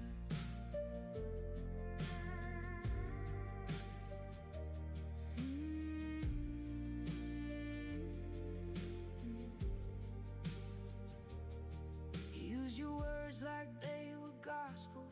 Turn my caution into something optional. Folded trust into the mix. Ignored the cracks, the subtle shifts. Watched it rise without control. Felt it take a heavier toll. Still I stayed and let it grow. Even when I started to know too much heat, I let it go. Too far gone to separate. This is a recipe for disaster. Stir it slow, it only happens faster. Every choice I tried to master turned to something I can't gather. I tasted truth, but chose the sweeter. Now the flame is burning deeper. I knew better, didn't matter. This is a recipe for disaster.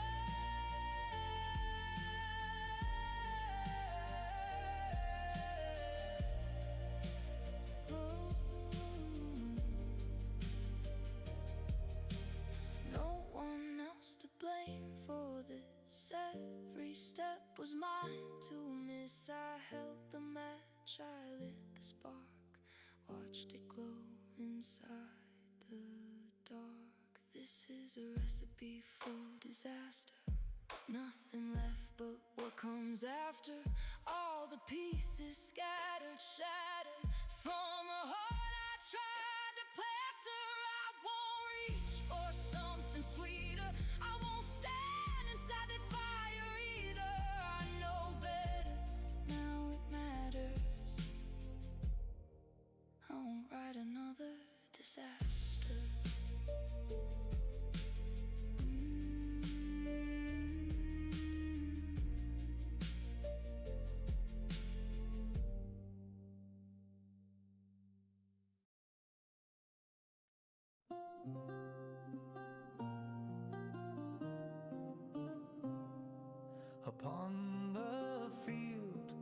shadows creep, a night arose from dreams so deep. With steel in hand and heart of stone, he faced the fire, he stood alone.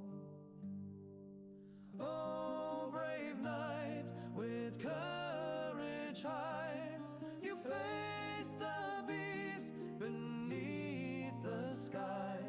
The dragon roared, the heavens cried, but still you fought, you never died.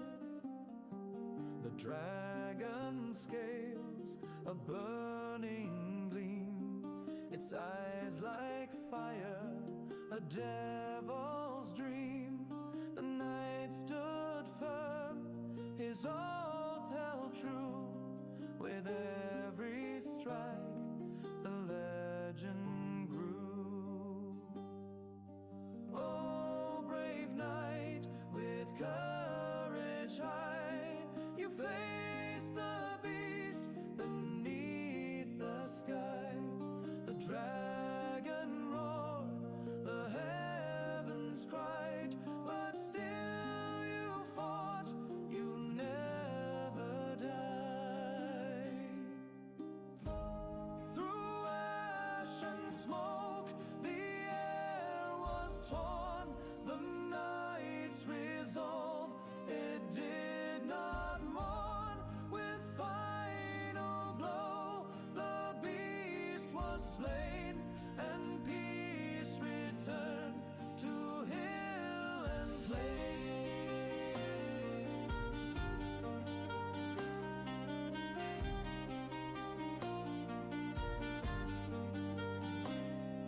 The villagers, they sang his name, the knight who conquered death and flame, a tale to echo through the years, of valor strong, of silence fierce.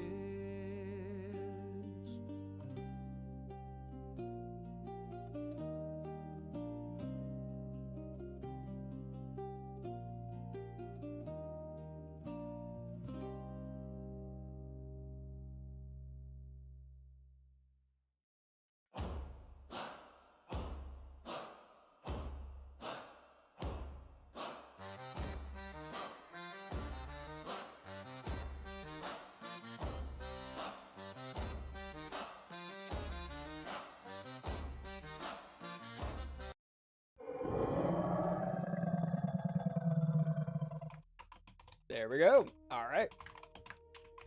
Welcome back. All right. Just before we went to the break, Bexley and Robin were almost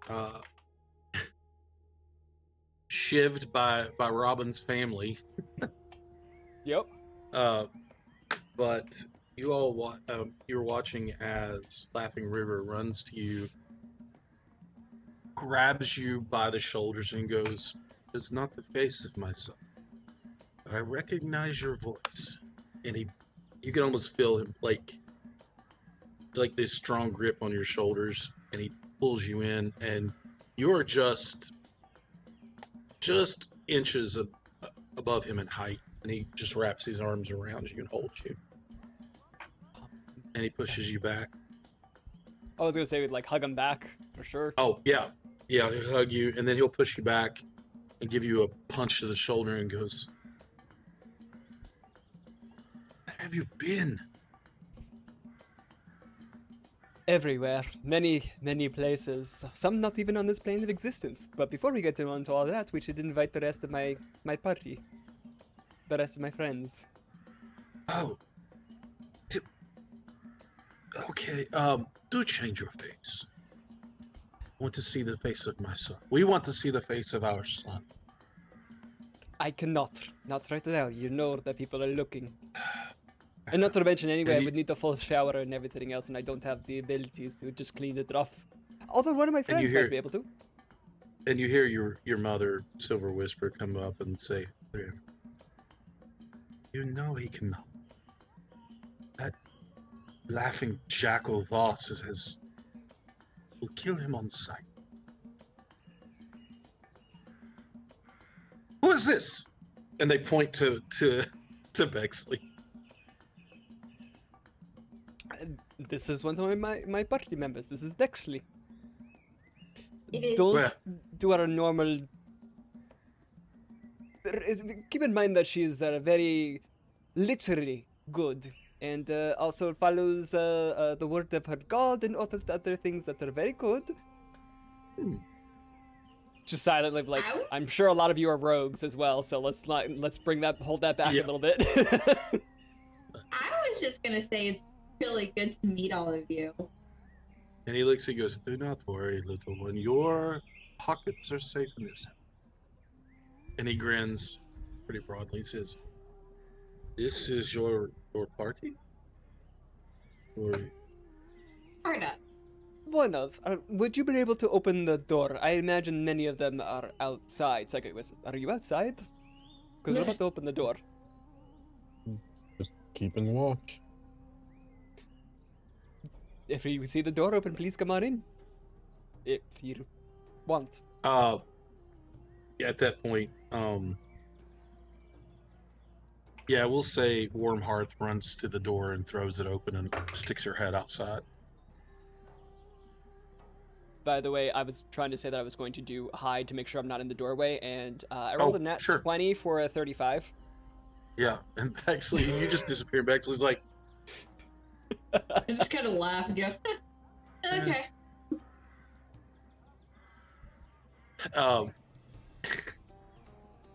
Laughing River looks at you, Bexley, and looks and goes, you get used to it. Oh, I am. And, yeah. All right. All three of you, even from your bird's eye view, you can see that the door is open, and you see another tabaxi head looking around. I don't see anyone. They're I'd like very, to- very sneaky. Oh, good. I'd like to swoop in from the window that Ah! swooped in. Okay. and, Are you perch on his shoulder? are you gonna? Oh, on whose shoulder? On Curious's. He's hidden. I was gonna say, I don't know Oh. if you can find me. Yeah. Then just fly straight into the wall. I'll perch on the windowsill, and then, like, once my presence is acknowledged, I'll hop down from the windowsill to the floor, and then shapeshift. And they are taken aback by this. Most of them, they're like, and you see, you do see Laughing River clap. That's a wonderful trick. Oh. Who the hell are you? I'm still hiding, waiting to see if anybody else is gonna be coming in through the open door. I'm going to look around very awkwardly, looking for Robin. You only see Bexley right now. I don't think my perception is high enough to spot him no matter what I do. And Bexley has abandoned you, by the way. Oh my god. That's, well, okay, that's a crit, but it's still a 30, so it's not enough to see through his... As you're just going through, shifting through stuff in this room, he's like, what is that?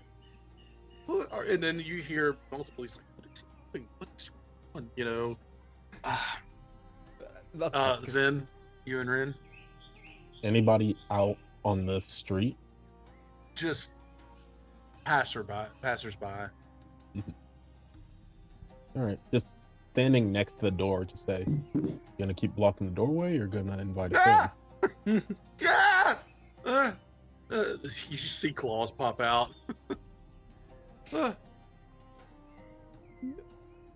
in. in?" Make our way inside, clear the doorway before Robin! dropping invisibility. They shut the door and they're like, this is the oddest and most awkward introduction ever. Robin, get out here! Come out from behind. Excuse me. I would love to just come out from hiding and just like pick up Questrom, like who's probably like on the ground looking under a bed or something. It's probably Yeah. like, where are you? Just pick him up Slam under the my arms. head into the frame. So the room that you all came in is almost like another communal room. I don't want to say a den, but Robin, you correct me if I'm wrong, but they would have another communal room because there's a lot of you. And then the other room that where the front door is kind of like a living room with a mixed with a kitchen, mixed with a dining room with just different chairs and a table and things like that, a larger table. And there are 4 bedrooms in the back because you in your childhood shared a bedroom. Is, I guess, Quick Pounce there? I guess it would be the one that shared the Is room. not. Ah, okay. All right. So, well, this is everybody. So this is, again, this is Bexley. Then we have Ren, we have Zen, and this is Quetz, my bond mate. Ah, And this is hi, everybody. family. You took a bond mate?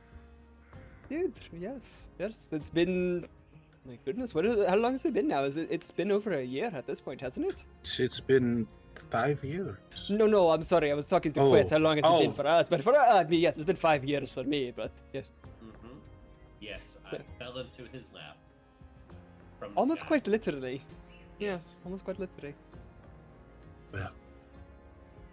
You see, Laughing River look at all the others, and they all kind of put their arms around one another, and they just look and say, "Welcome to the family." Aww. Like, openly weeping at this point, I'm sure. So Silver Whisper kind of gives you the wary eye, like for a second, and just smiles, and then looks at they all look at it, and it's just a flurry of hugs and handshakes amongst everyone. Each of you are grabbed 3 or 4 times, and your hands shook. You know, your hands are being shaken and pulled into hugs and things like that. And then finally, you hear Silver Whisper goes, "Enough. Come, sit down in the other."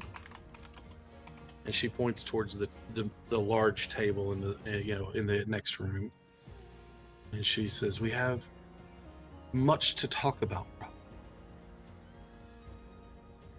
Yes, we do.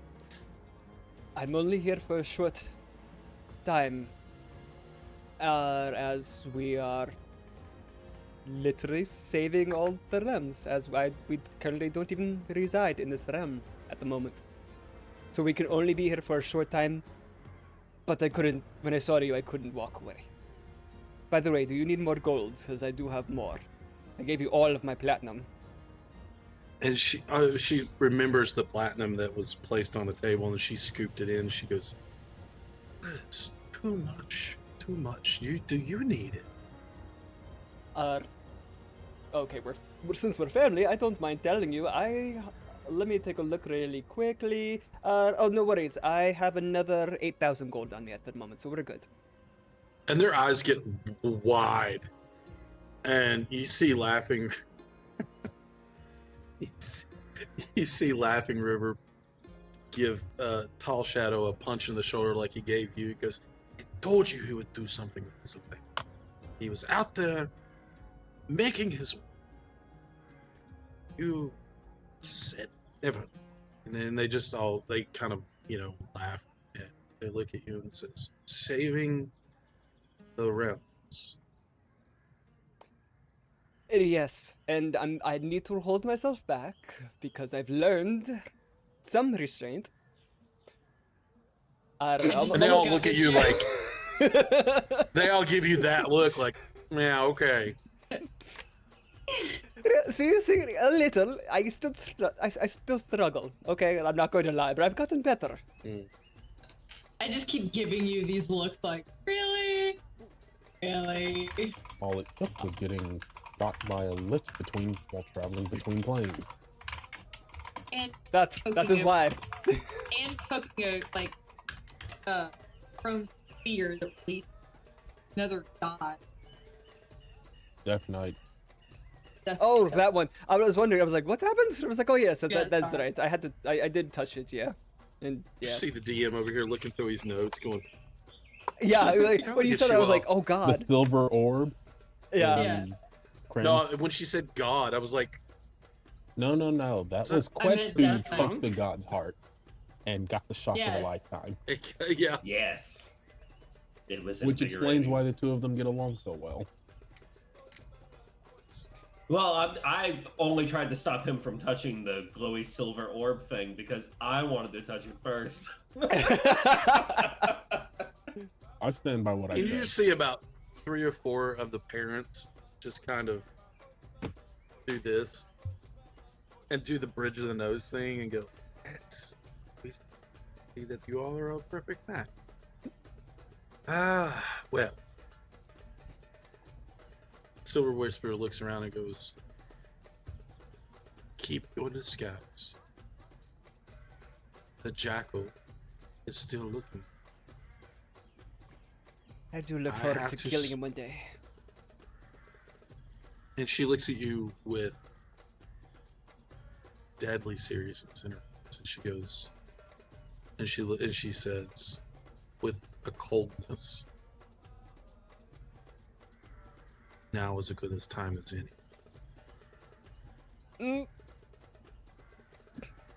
All the hair stand up a little bit. But I understand you have things to do.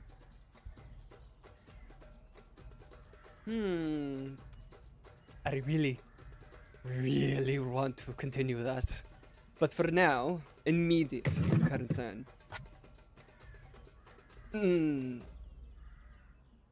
Then I think you should speak, as I don't know how to censor myself on any information that should be censored for their own protection or ours. Fair enough. We need to find a. We were told it was a tomb, correct? Ziggurat, Oh. right? No, Asarak tomb. Oh, yeah. Mm-hmm.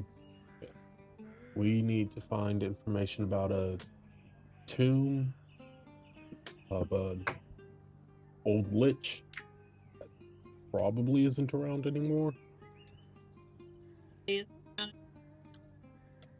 see if he's got something that we can use buried somewhere in there.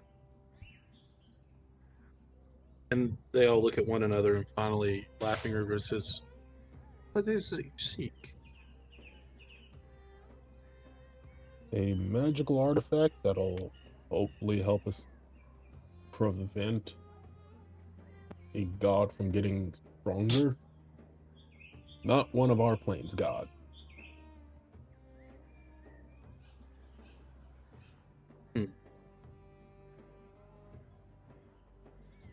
Daily, May I ask, what sort of artifact?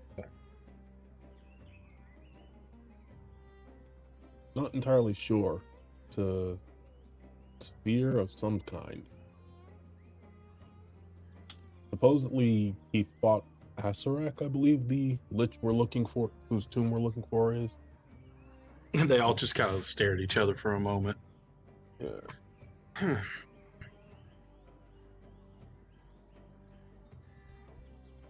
Laughing River scratches his chin, turns around, looks at the others, and just nods in a silent agreement with him, and turns around and says, Voss has been looking for an artifact as well,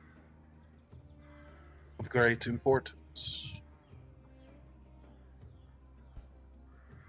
Has Voss been hanging around a bunch of guys in black cloaks lately? That smell He like they walked out of a has- grave? You just described most of the people that live outside the walls. So yes, he has outsourced his help. Let's start at the beginning.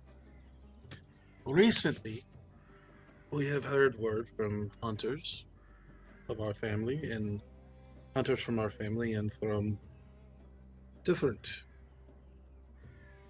tribes that the jungle has gotten even more dangerous, that the dark magic has taken a hold of a certain area. There are things that are alive that should be dead, and vice versa. And as soon as Voss heard of this, and every time that he says the name Voss, you see Silver Whisper just almost kind of spit on the ground. She despises this man. Picture for and- some reason like an old Sicilian grandmother. Like... Yeah, dude. Sorry. My great grandma. But he looks, he goes, so being who he is and power hungry, he has decided he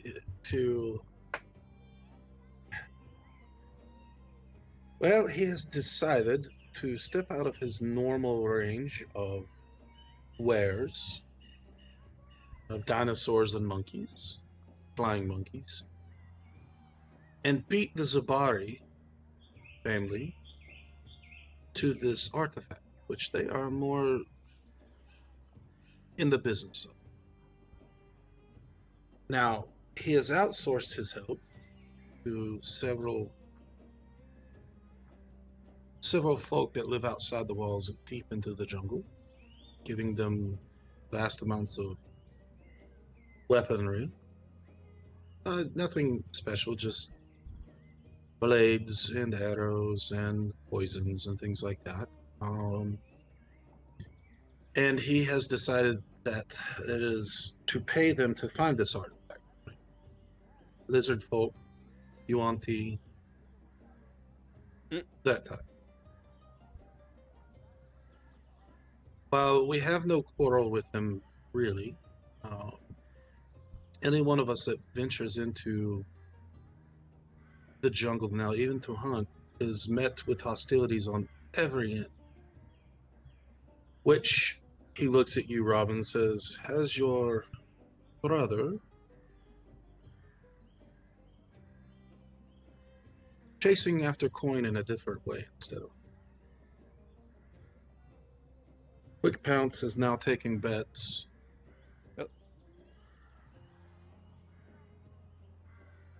He is gambling with his life in the executioner's room.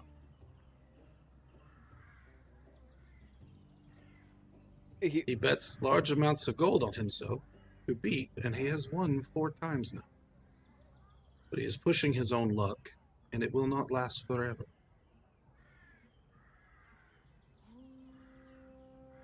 Is this more of a desire to, or is this more of a necessity for the family?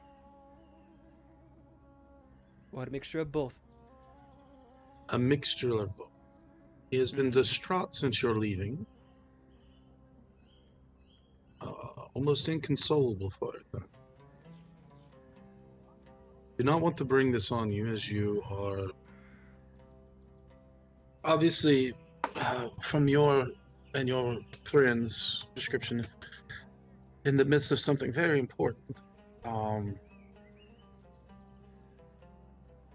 He was angry for a long time, and he takes his anger out by putting his life on the line.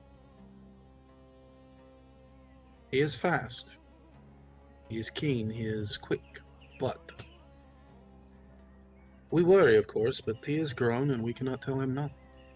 He makes his own decisions. He gives gold to the family. Your mother has taken to selling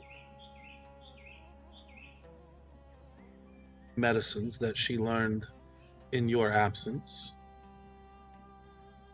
for the people that she hates the most in the markets. None of this is your fault. You know that I think that you did the right thing. In fact, I pushed you to leave. A living Robin is much better than a dead. But if finding this artifact puts a cramp in Voss's plans, then we will help you in any way we can. Because denying him something gives us great joy. And you know this. I do look forward to literally to say it this way, I'm very, very excited to be able to see where this is lead, as it seems we might be able to take out Voss at the same time as being able to help my comrades be able to secure an item necessary for all planar existence. So, I'm very, very happy to hear that. For quick bounce, I'll try. I'm going to try to see what I can do. But again, worst case, I will have to come back. Hmm. That is my plan, at least, at some point, if it's possible. Laughing River stands once again from the position that he was from the chair he was sitting in, and he walks directly up to you, Robin, and he stares you straight in the eyes. And that serious look comes over his face. And he looks at you and says, "If you are seeking revenge, they say to dig 2 graves. I do not want to see you in one of them. Do not make the revenge your primary goal in this adventure you're on. Oh, I can assure you, it is absolutely not the primary. It is maybe tertiary. Honestly, it is a bonus. And besides, to be absolutely frank, the rest of the party, especially our good priest here, will pull me back if I go too far. Good to know." At least I I'm believe so she glad. would. And he looks at each of you and says, "It's good to know that he is among people that care." You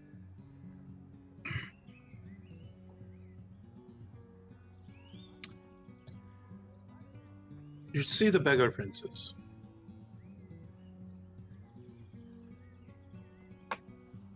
And he starts laughing to himself and goes, "And there is another.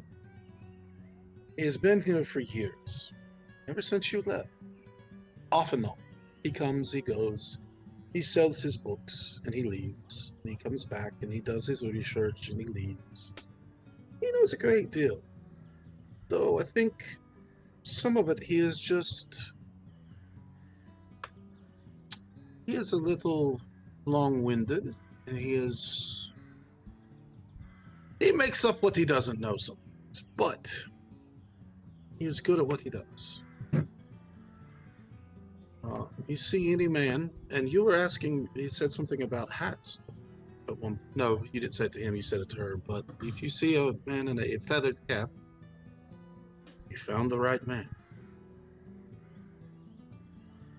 So we're looking for a man with a feathered cap, with the beggar princess. With a pointed it is here. beard. He goes by the name Vola. Will any of us recognize that name?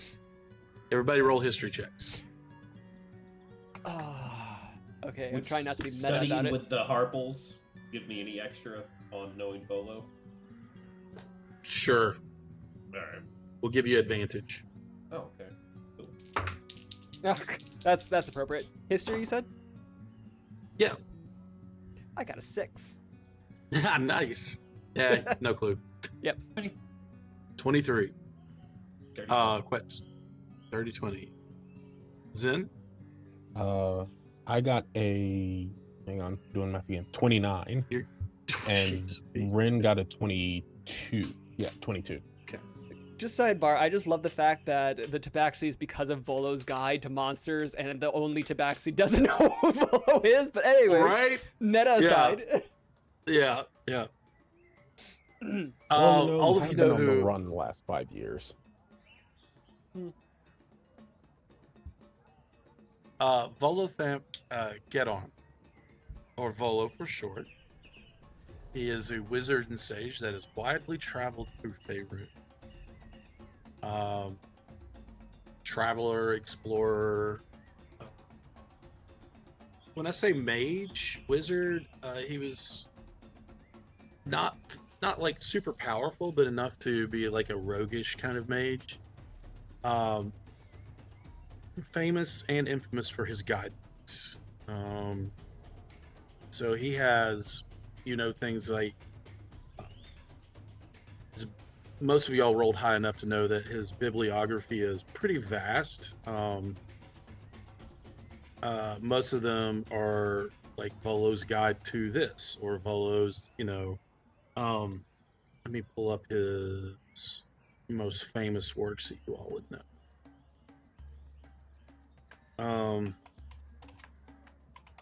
Volo's Guide to the Realms, allegedly. Actually, the allegedly, but no, Volo's Guide to the Realms was one of them. Most people say allegedly because of who he is and, his panache for the dramatic, we'll say. Volo's Guide to Trying Again, Volo's Guide to Identity Theft, Volo's Guide to Getting Lucky. No, it's not what you all think. Volo's Guide to Snakes and Shipwrecks, Volo's Guide to Skipping Ahead. There's a lot of different Volo's Guides too. And he is currently apparently working on Volo's Guide to Chult. So he has different Volo's Guides to different parts of Faerun as well. And he is gathering information about everything about Chult and everything that he can. Now, Volo, those of you who rolled successfully, you all know that he also has Volo's Guide to the Sword Coast. But he is, like I said, a very dramatic person, but he always wears a ruffled collar over his tunic and vest, and he always has that tilted pillowy cap with a feather in it. Neatly trimmed pointed beard, and always has quill and parchment writing things down. So if you can find him, you might be able to get some information out of him, but mostly you're going to look at like Robin, you would know that the beggar princes would have a better insight into what's going on out in the jungle, and if there's any word about these temples and things like that, or this temple. Sorry, I'm muted because IRL, there's a couple of individuals one room over that are discussing. My mother and my husband are talking. Ah. Can I pull up? I'll check well, actually, before I do, just over the psychic network. How much are you comfortable with your family knowing, Robin? Because keep in mind that the more we tell them, the more at risk they might be. We're very capable, if especially need be, and can be sneaky and quiet. We are able to keep a secret. All right, then. I'll pull out the rod piece and check it. Is it pointing at this point? Is it pointing more towards the jungle or back towards the city? Towards the jungle. Okay. So, well, whether or not, depending on which artifact this is, chances are it's somewhere out there.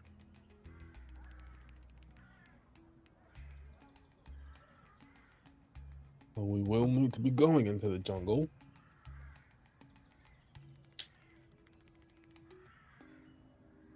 You said it's gotten more dangerous than normal.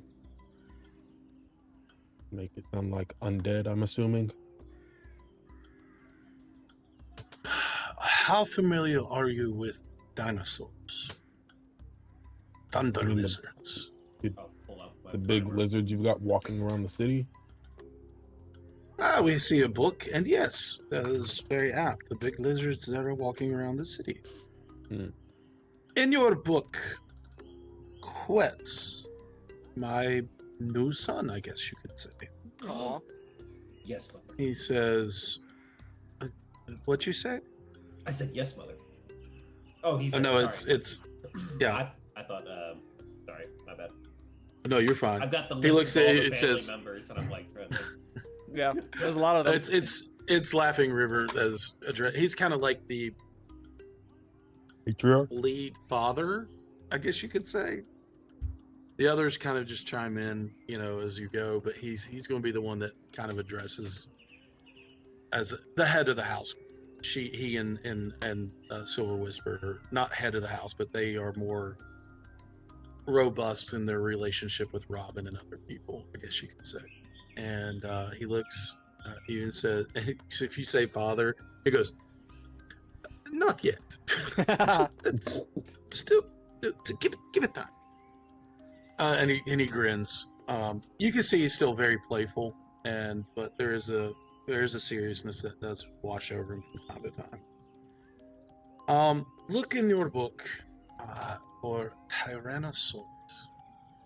Flip. Oh wait, there's an index. Hold on. Okay.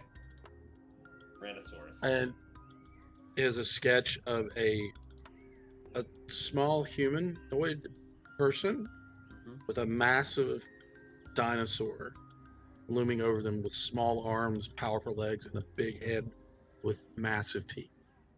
He goes, "Yes, that's it." He takes a clawed finger and points in the book. And he goes, "That there. Now imagine that undead." Oh.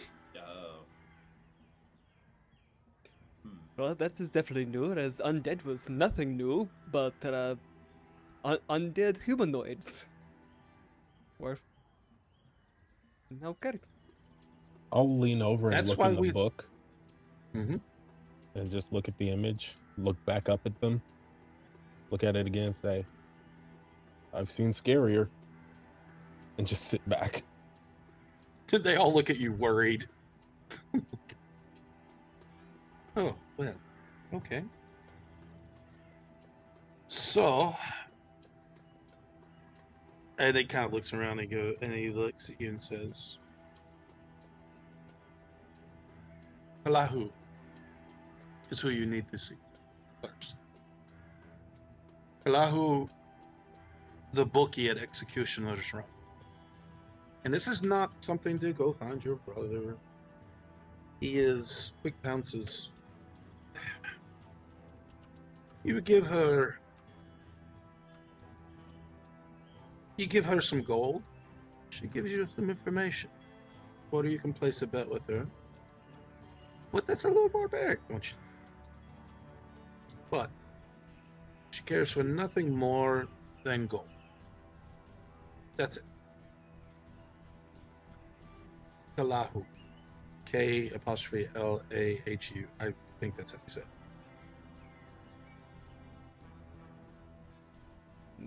Did you get that one, Cheris? Because I was just about to write it, but I was trying to respond to somebody in chat. Oh no, I did not. Okay, I was gonna say. It's K''Lahu. Got it. Kalahu. Okay. Bookie. The book. She takes the books and collects them when you don't pay.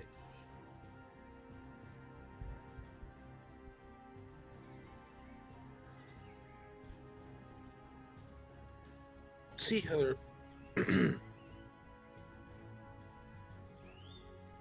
weigh her palm down with a little bit of gold, and well, I say a little. Weigh her palm down with gold. She'll tell you when to stop, and she'll give you information. Or to where to find it. You're rich now. You can afford this, Robin. And he just laughed. Potentially, yes. Not saying anything else, because even family or not, and telling them where all the riches come from. Dang it, you're on to You me. mean your investment property that you have a share in? Yep. we get monthly allowance from and everything, and yeah, not only the property, but we got the mines. Woohoo!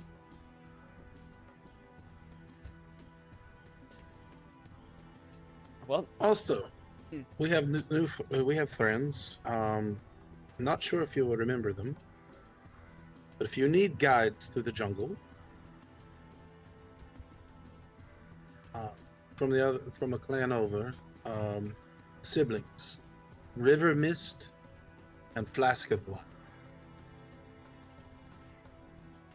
You pay their guide fee, they'll take you through the jungle. They know safe roads, safe photo roads. There is no safe road.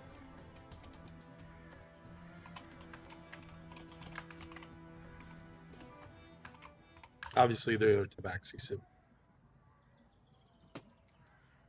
okay. Now, are you hungry? Any of you? All of you? In Psychic Whispers, just say yes because it's going to be a lot faster otherwise. Indubitably. Sure. Food! He raises his hands. It's like, let's cook. After about an hour, you all are greeted with, how do I put this? Surf and turf. Rich roasted meat that has the Chilton spices on it. Stuff that most of you have never tasted before.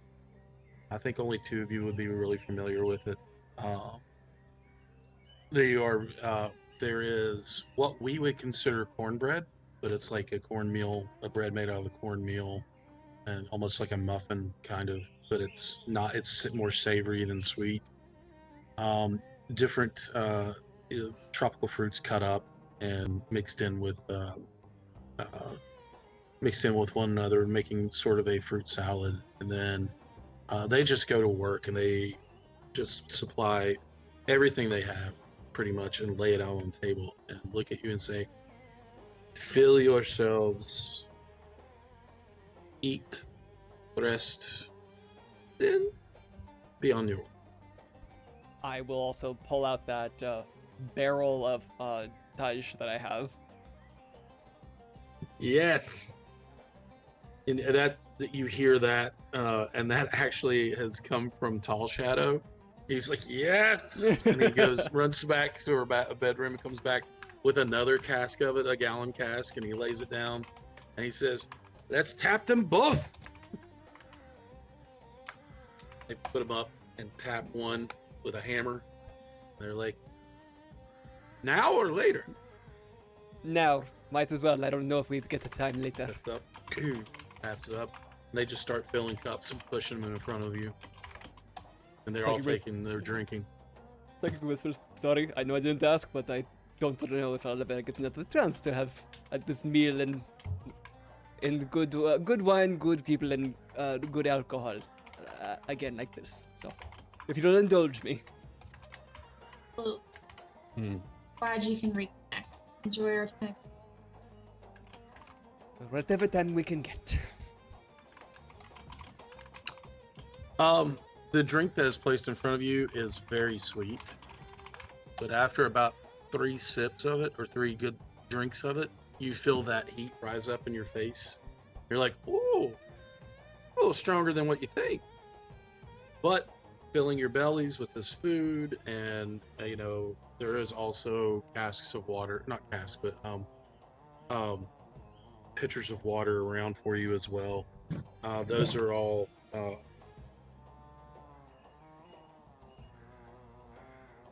that's their. Sorry, I feel like sent my you tiny something. self needs to do Constitution saving throws. I Yeah. like to realizing that this stuff is stronger than we thought. I like to sleight of hand and just swap my cup with somebody else's empty cup. Just to maintain sobriety. Okay. Roll sleight of hand. That's a natural 20 plus 6. 26. Daniel. Warm heart. Oh, who you switching with? Just whoever has an empty cup. 6. Broken Branch is laughing and talking to others and listening to an embarrassing story that Laughing River is telling about Robin's childhood. And he reaches down for his cup and looks at it and goes, and starts drinking again, thinking, well, I thought it was empty, but okay, this is good. And he starts drinking it. They don't have to get a refill, and just starts drinking. They're not drinking to get like plastered, but they are drinking socially, I guess you would say, each of them.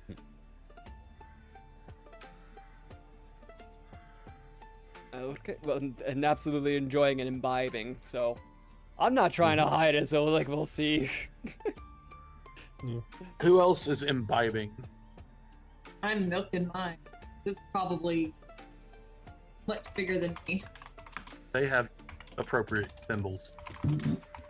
There you go. So I'm milking. They have smaller cups. Yeah. What? I fear no liquor. Unless Okay. they've got some, unless they have some like ethanol grade something going on here. Like, I want to be able to light my burps on fire.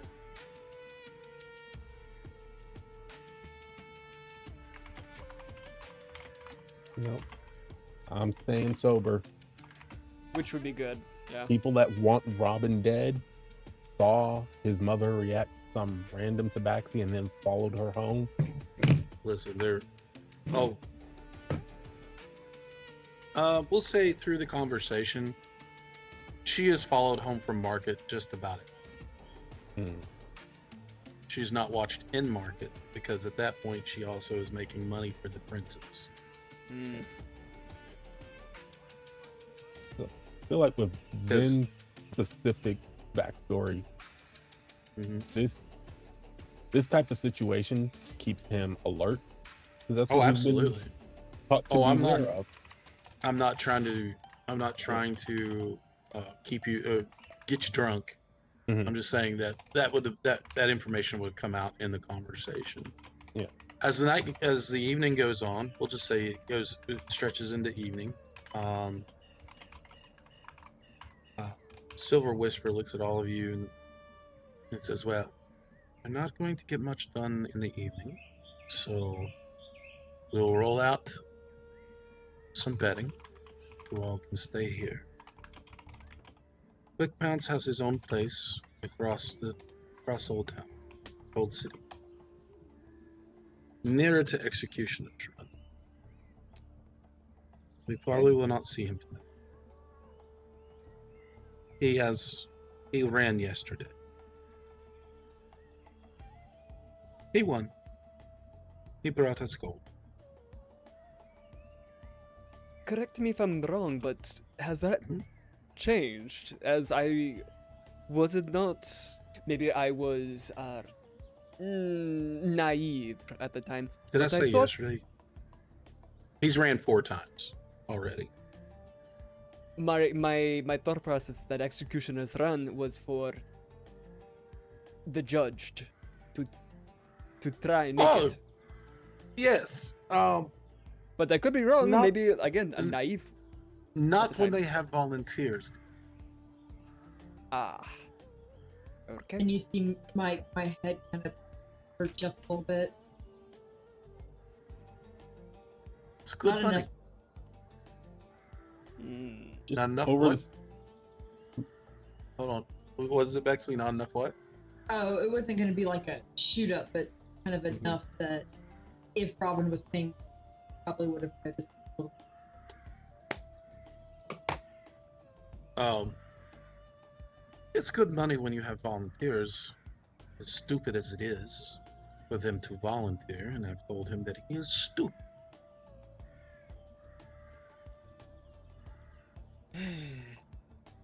Well, But you know his competitive nature.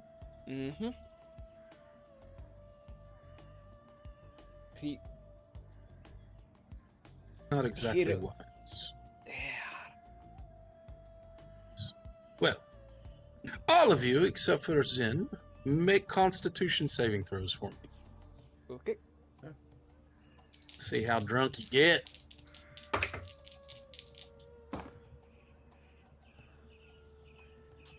Hey, nice. 22. 22. You got a warm fuzzy. 24. 24? Yes. 16? You want Ren to roll? Yes. She's Con drunk, save. drunk. She's going to get. That's cock. She's getting wine drunk tonight. That's not. Yeah. 11. She is giggly. She is drunk. White girl She wasted. is white girl wasted. Mhm. The rest of you have a warm fuzzy feeling. This mixture of fermented honey and buckthorn, and it's really sweet and tastes really good. It does have a kick, but it gives you that nice homey, settled in, almost like a hot toddy around on a winter night feeling. And Robin, to you, it's home. So, as the night stretches on,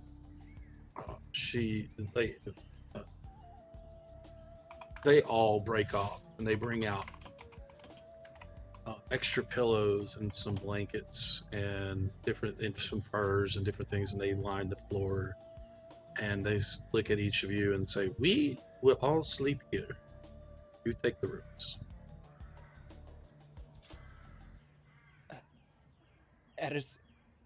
I want to argue, but I know I- that you will all say no, so I know better. Silent.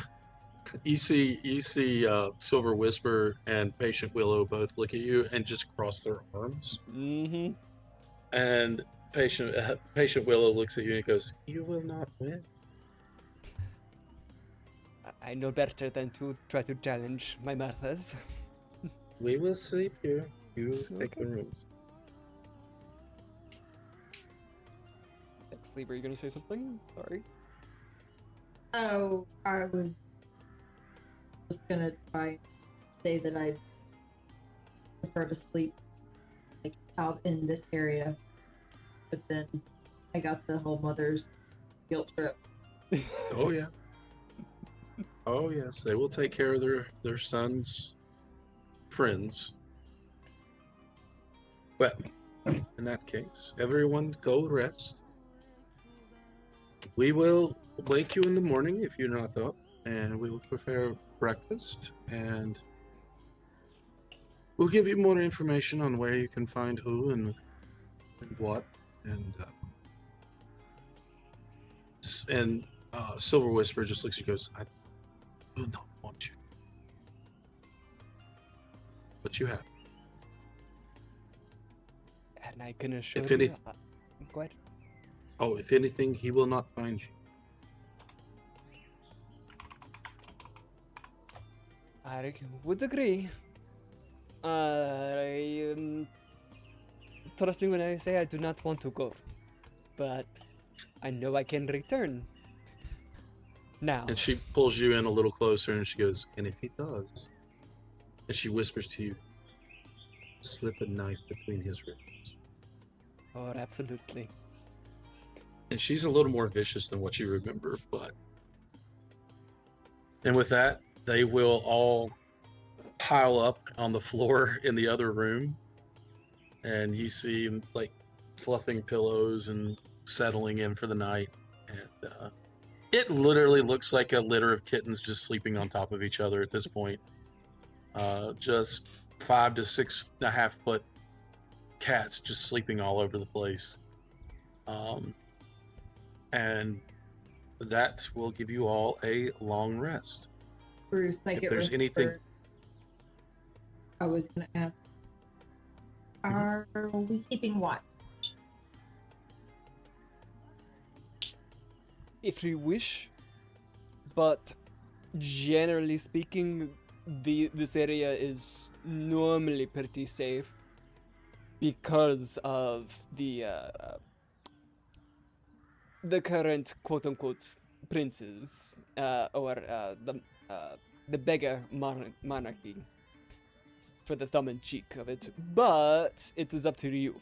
I also don't think that with essentially 8 traditional high alert roguish cats are going to allow too much to go on. What's up to you? If you feel safe, then I'm gonna take your trust. Or trust you. I have not felt safer in at least 5 years. Or at least more at Also- home.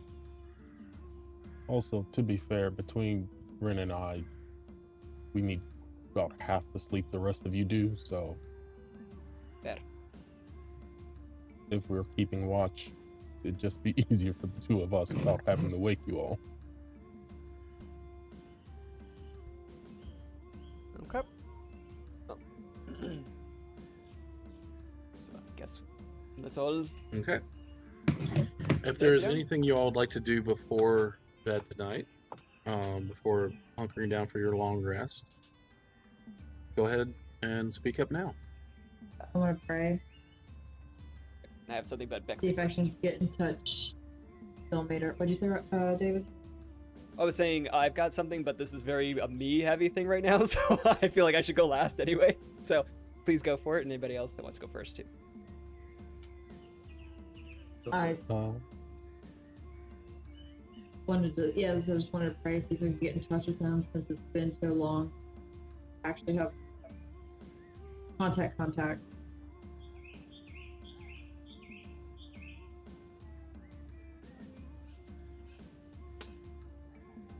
Okay. What do you want to say to him? Later. So it's been a while, lots happened, which we will absolutely, hopefully be discussing very soon, but now is not the time. I just wanted to make sure that I could reach you and that they're safe. I know that Robin's family means a lot to him, and I want to make sure that we're doing the right thing and make sure that we're doing the best we can to keep them safe.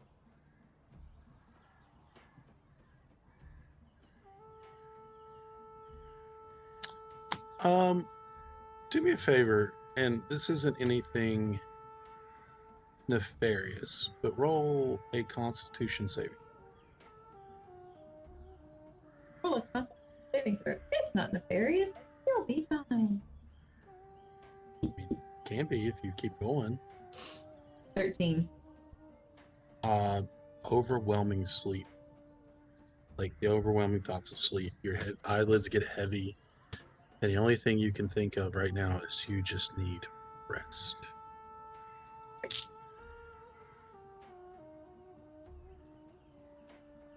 Then you fall into a deep sleep, and we will come right back to you.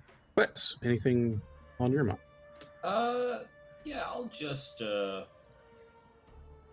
scribe a level 1 scroll, since that's what I'll have time for. Sure. Um, Anything in particular, or you want to keep it a secret, or? I'll message it to you. Yeah. Sounds good. When I say secret, I meant from them, not from me.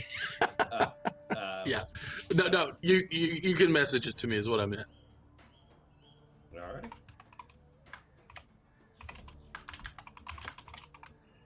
Is that it for you? Yep. Okay. Zen? He will, once everyone else has gone to sleep, during what I'll say is his watch, just Okay. go out the window up onto the roof, and because it's been a while since he's been on this plane, Mm-hmm. reach out to his patron Okay. and tell them where he is, what's happening, what the plan is, and if there's anything they want him to try and find in the jungle, considering where we're going and what we're encountering or expecting to find.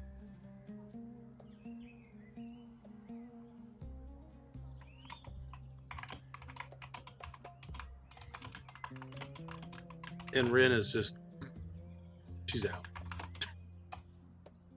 All right. Zen.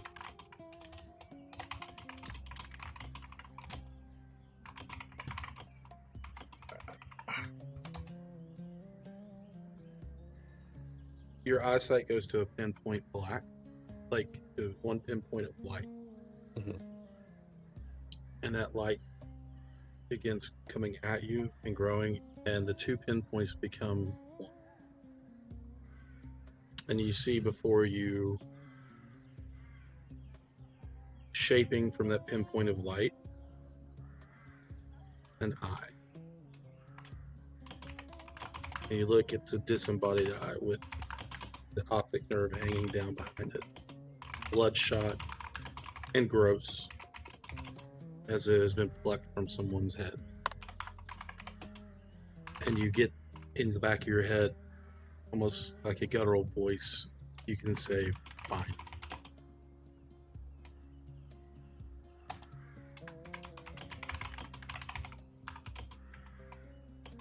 And then you're shot back to reality.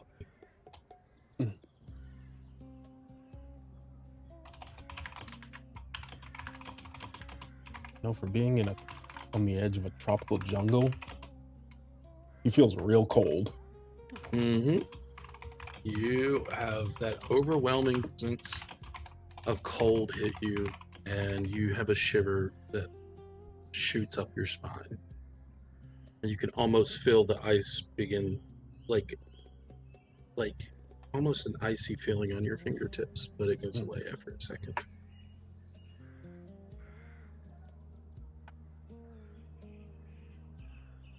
He'll crack his neck, look over the edge of the roof, just scan the area, see if anyone's around that, as far as he's aware, probably shouldn't be. Give me a perception check. 18. Nobody in the immediate vicinity, but there are shadowy folks in the streets, but nothing really seems to catch your eye towards this house. Normal shadowy folks, not that you would find in this area. Yeah. Mm-hmm. Bexley, in your sleep, you begin to dream,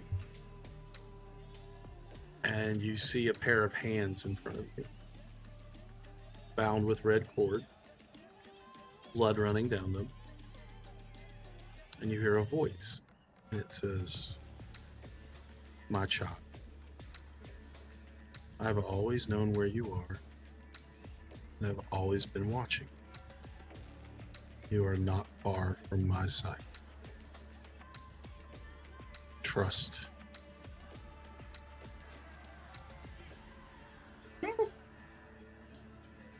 You're asleep, goober.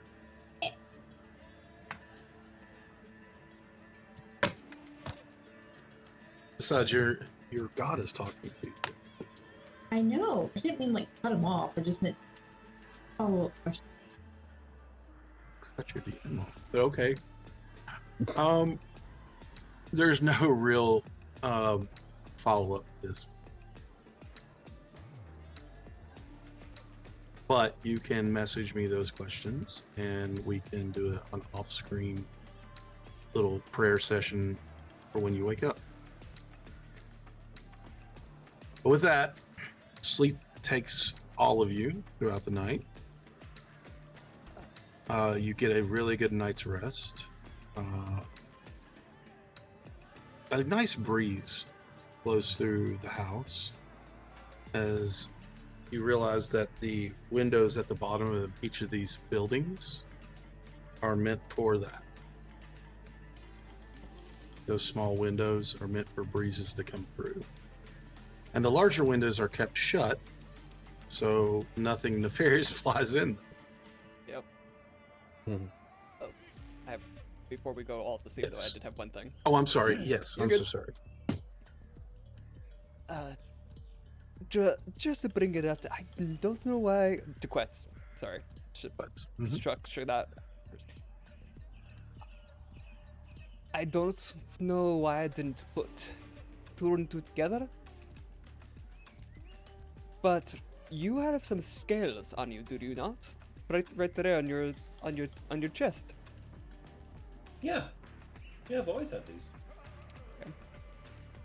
You Wait, might. is it peeling? Is it peeling again? No. No. It's not time for a shed, but You might want to. I would say talk to my father tomorrow.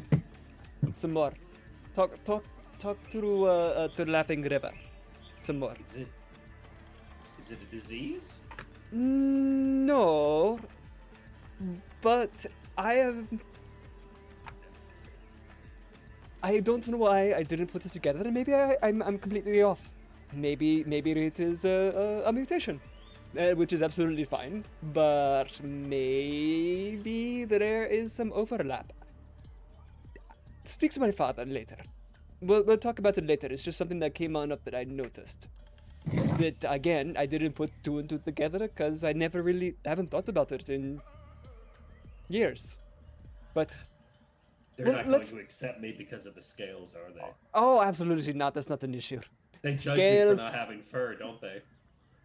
No, they will judge you in your ability to be sneaky if necessary, but I think you'd be fine otherwise. I think that is honestly is the mixture of. Here, it's not necessarily full-on honesty or power, but your ability to provide the family. And you are not one that would cause issues. You would be one that would also be able to provide, as I am, as we both are. So, not an issue. And I'm sure that I'm also not going to have any issue with you as with the amount of coin we currently have and continue to amass. So again, not Well- going to be an issue. I mean, I would have liked to have had a gift for your family when we got here, but somebody talked me out of that cool goblin sculpture.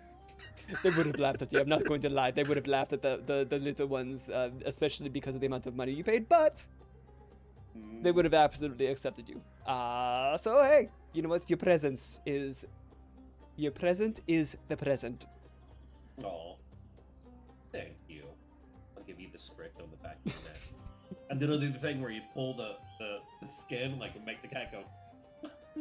I was gonna say that's how I found out. That's how what was it? You can definitely make, or at least, and again, I don't normally have cats, but I think that's how you can make them very pliable to you. That they just become like a liquid almost. or what is an oubliette? Hold him up. Just like, Robin goes boneless. Just, yep. That's what I do every time he tries to steal my bacon off my plate. If I fail in stealing, Yep. Yeah, that's. With that, if everybody is good with the night, we will say we'll all take a long rest. And we will end our session there. We'll bring it up in the morning the next time we meet. all right. Everybody good? Yeah. Cool deal. All right. If you're watching, we thank you for watching.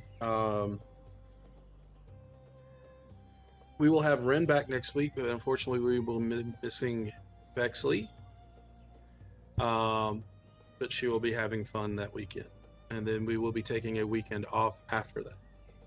So, that being said, thank you for watching, and come back and hang out with us again. And yeah, that's it. I'm always awkward with the goodbye stuff. So we'll talk to you later. Bye. Bye. Bye.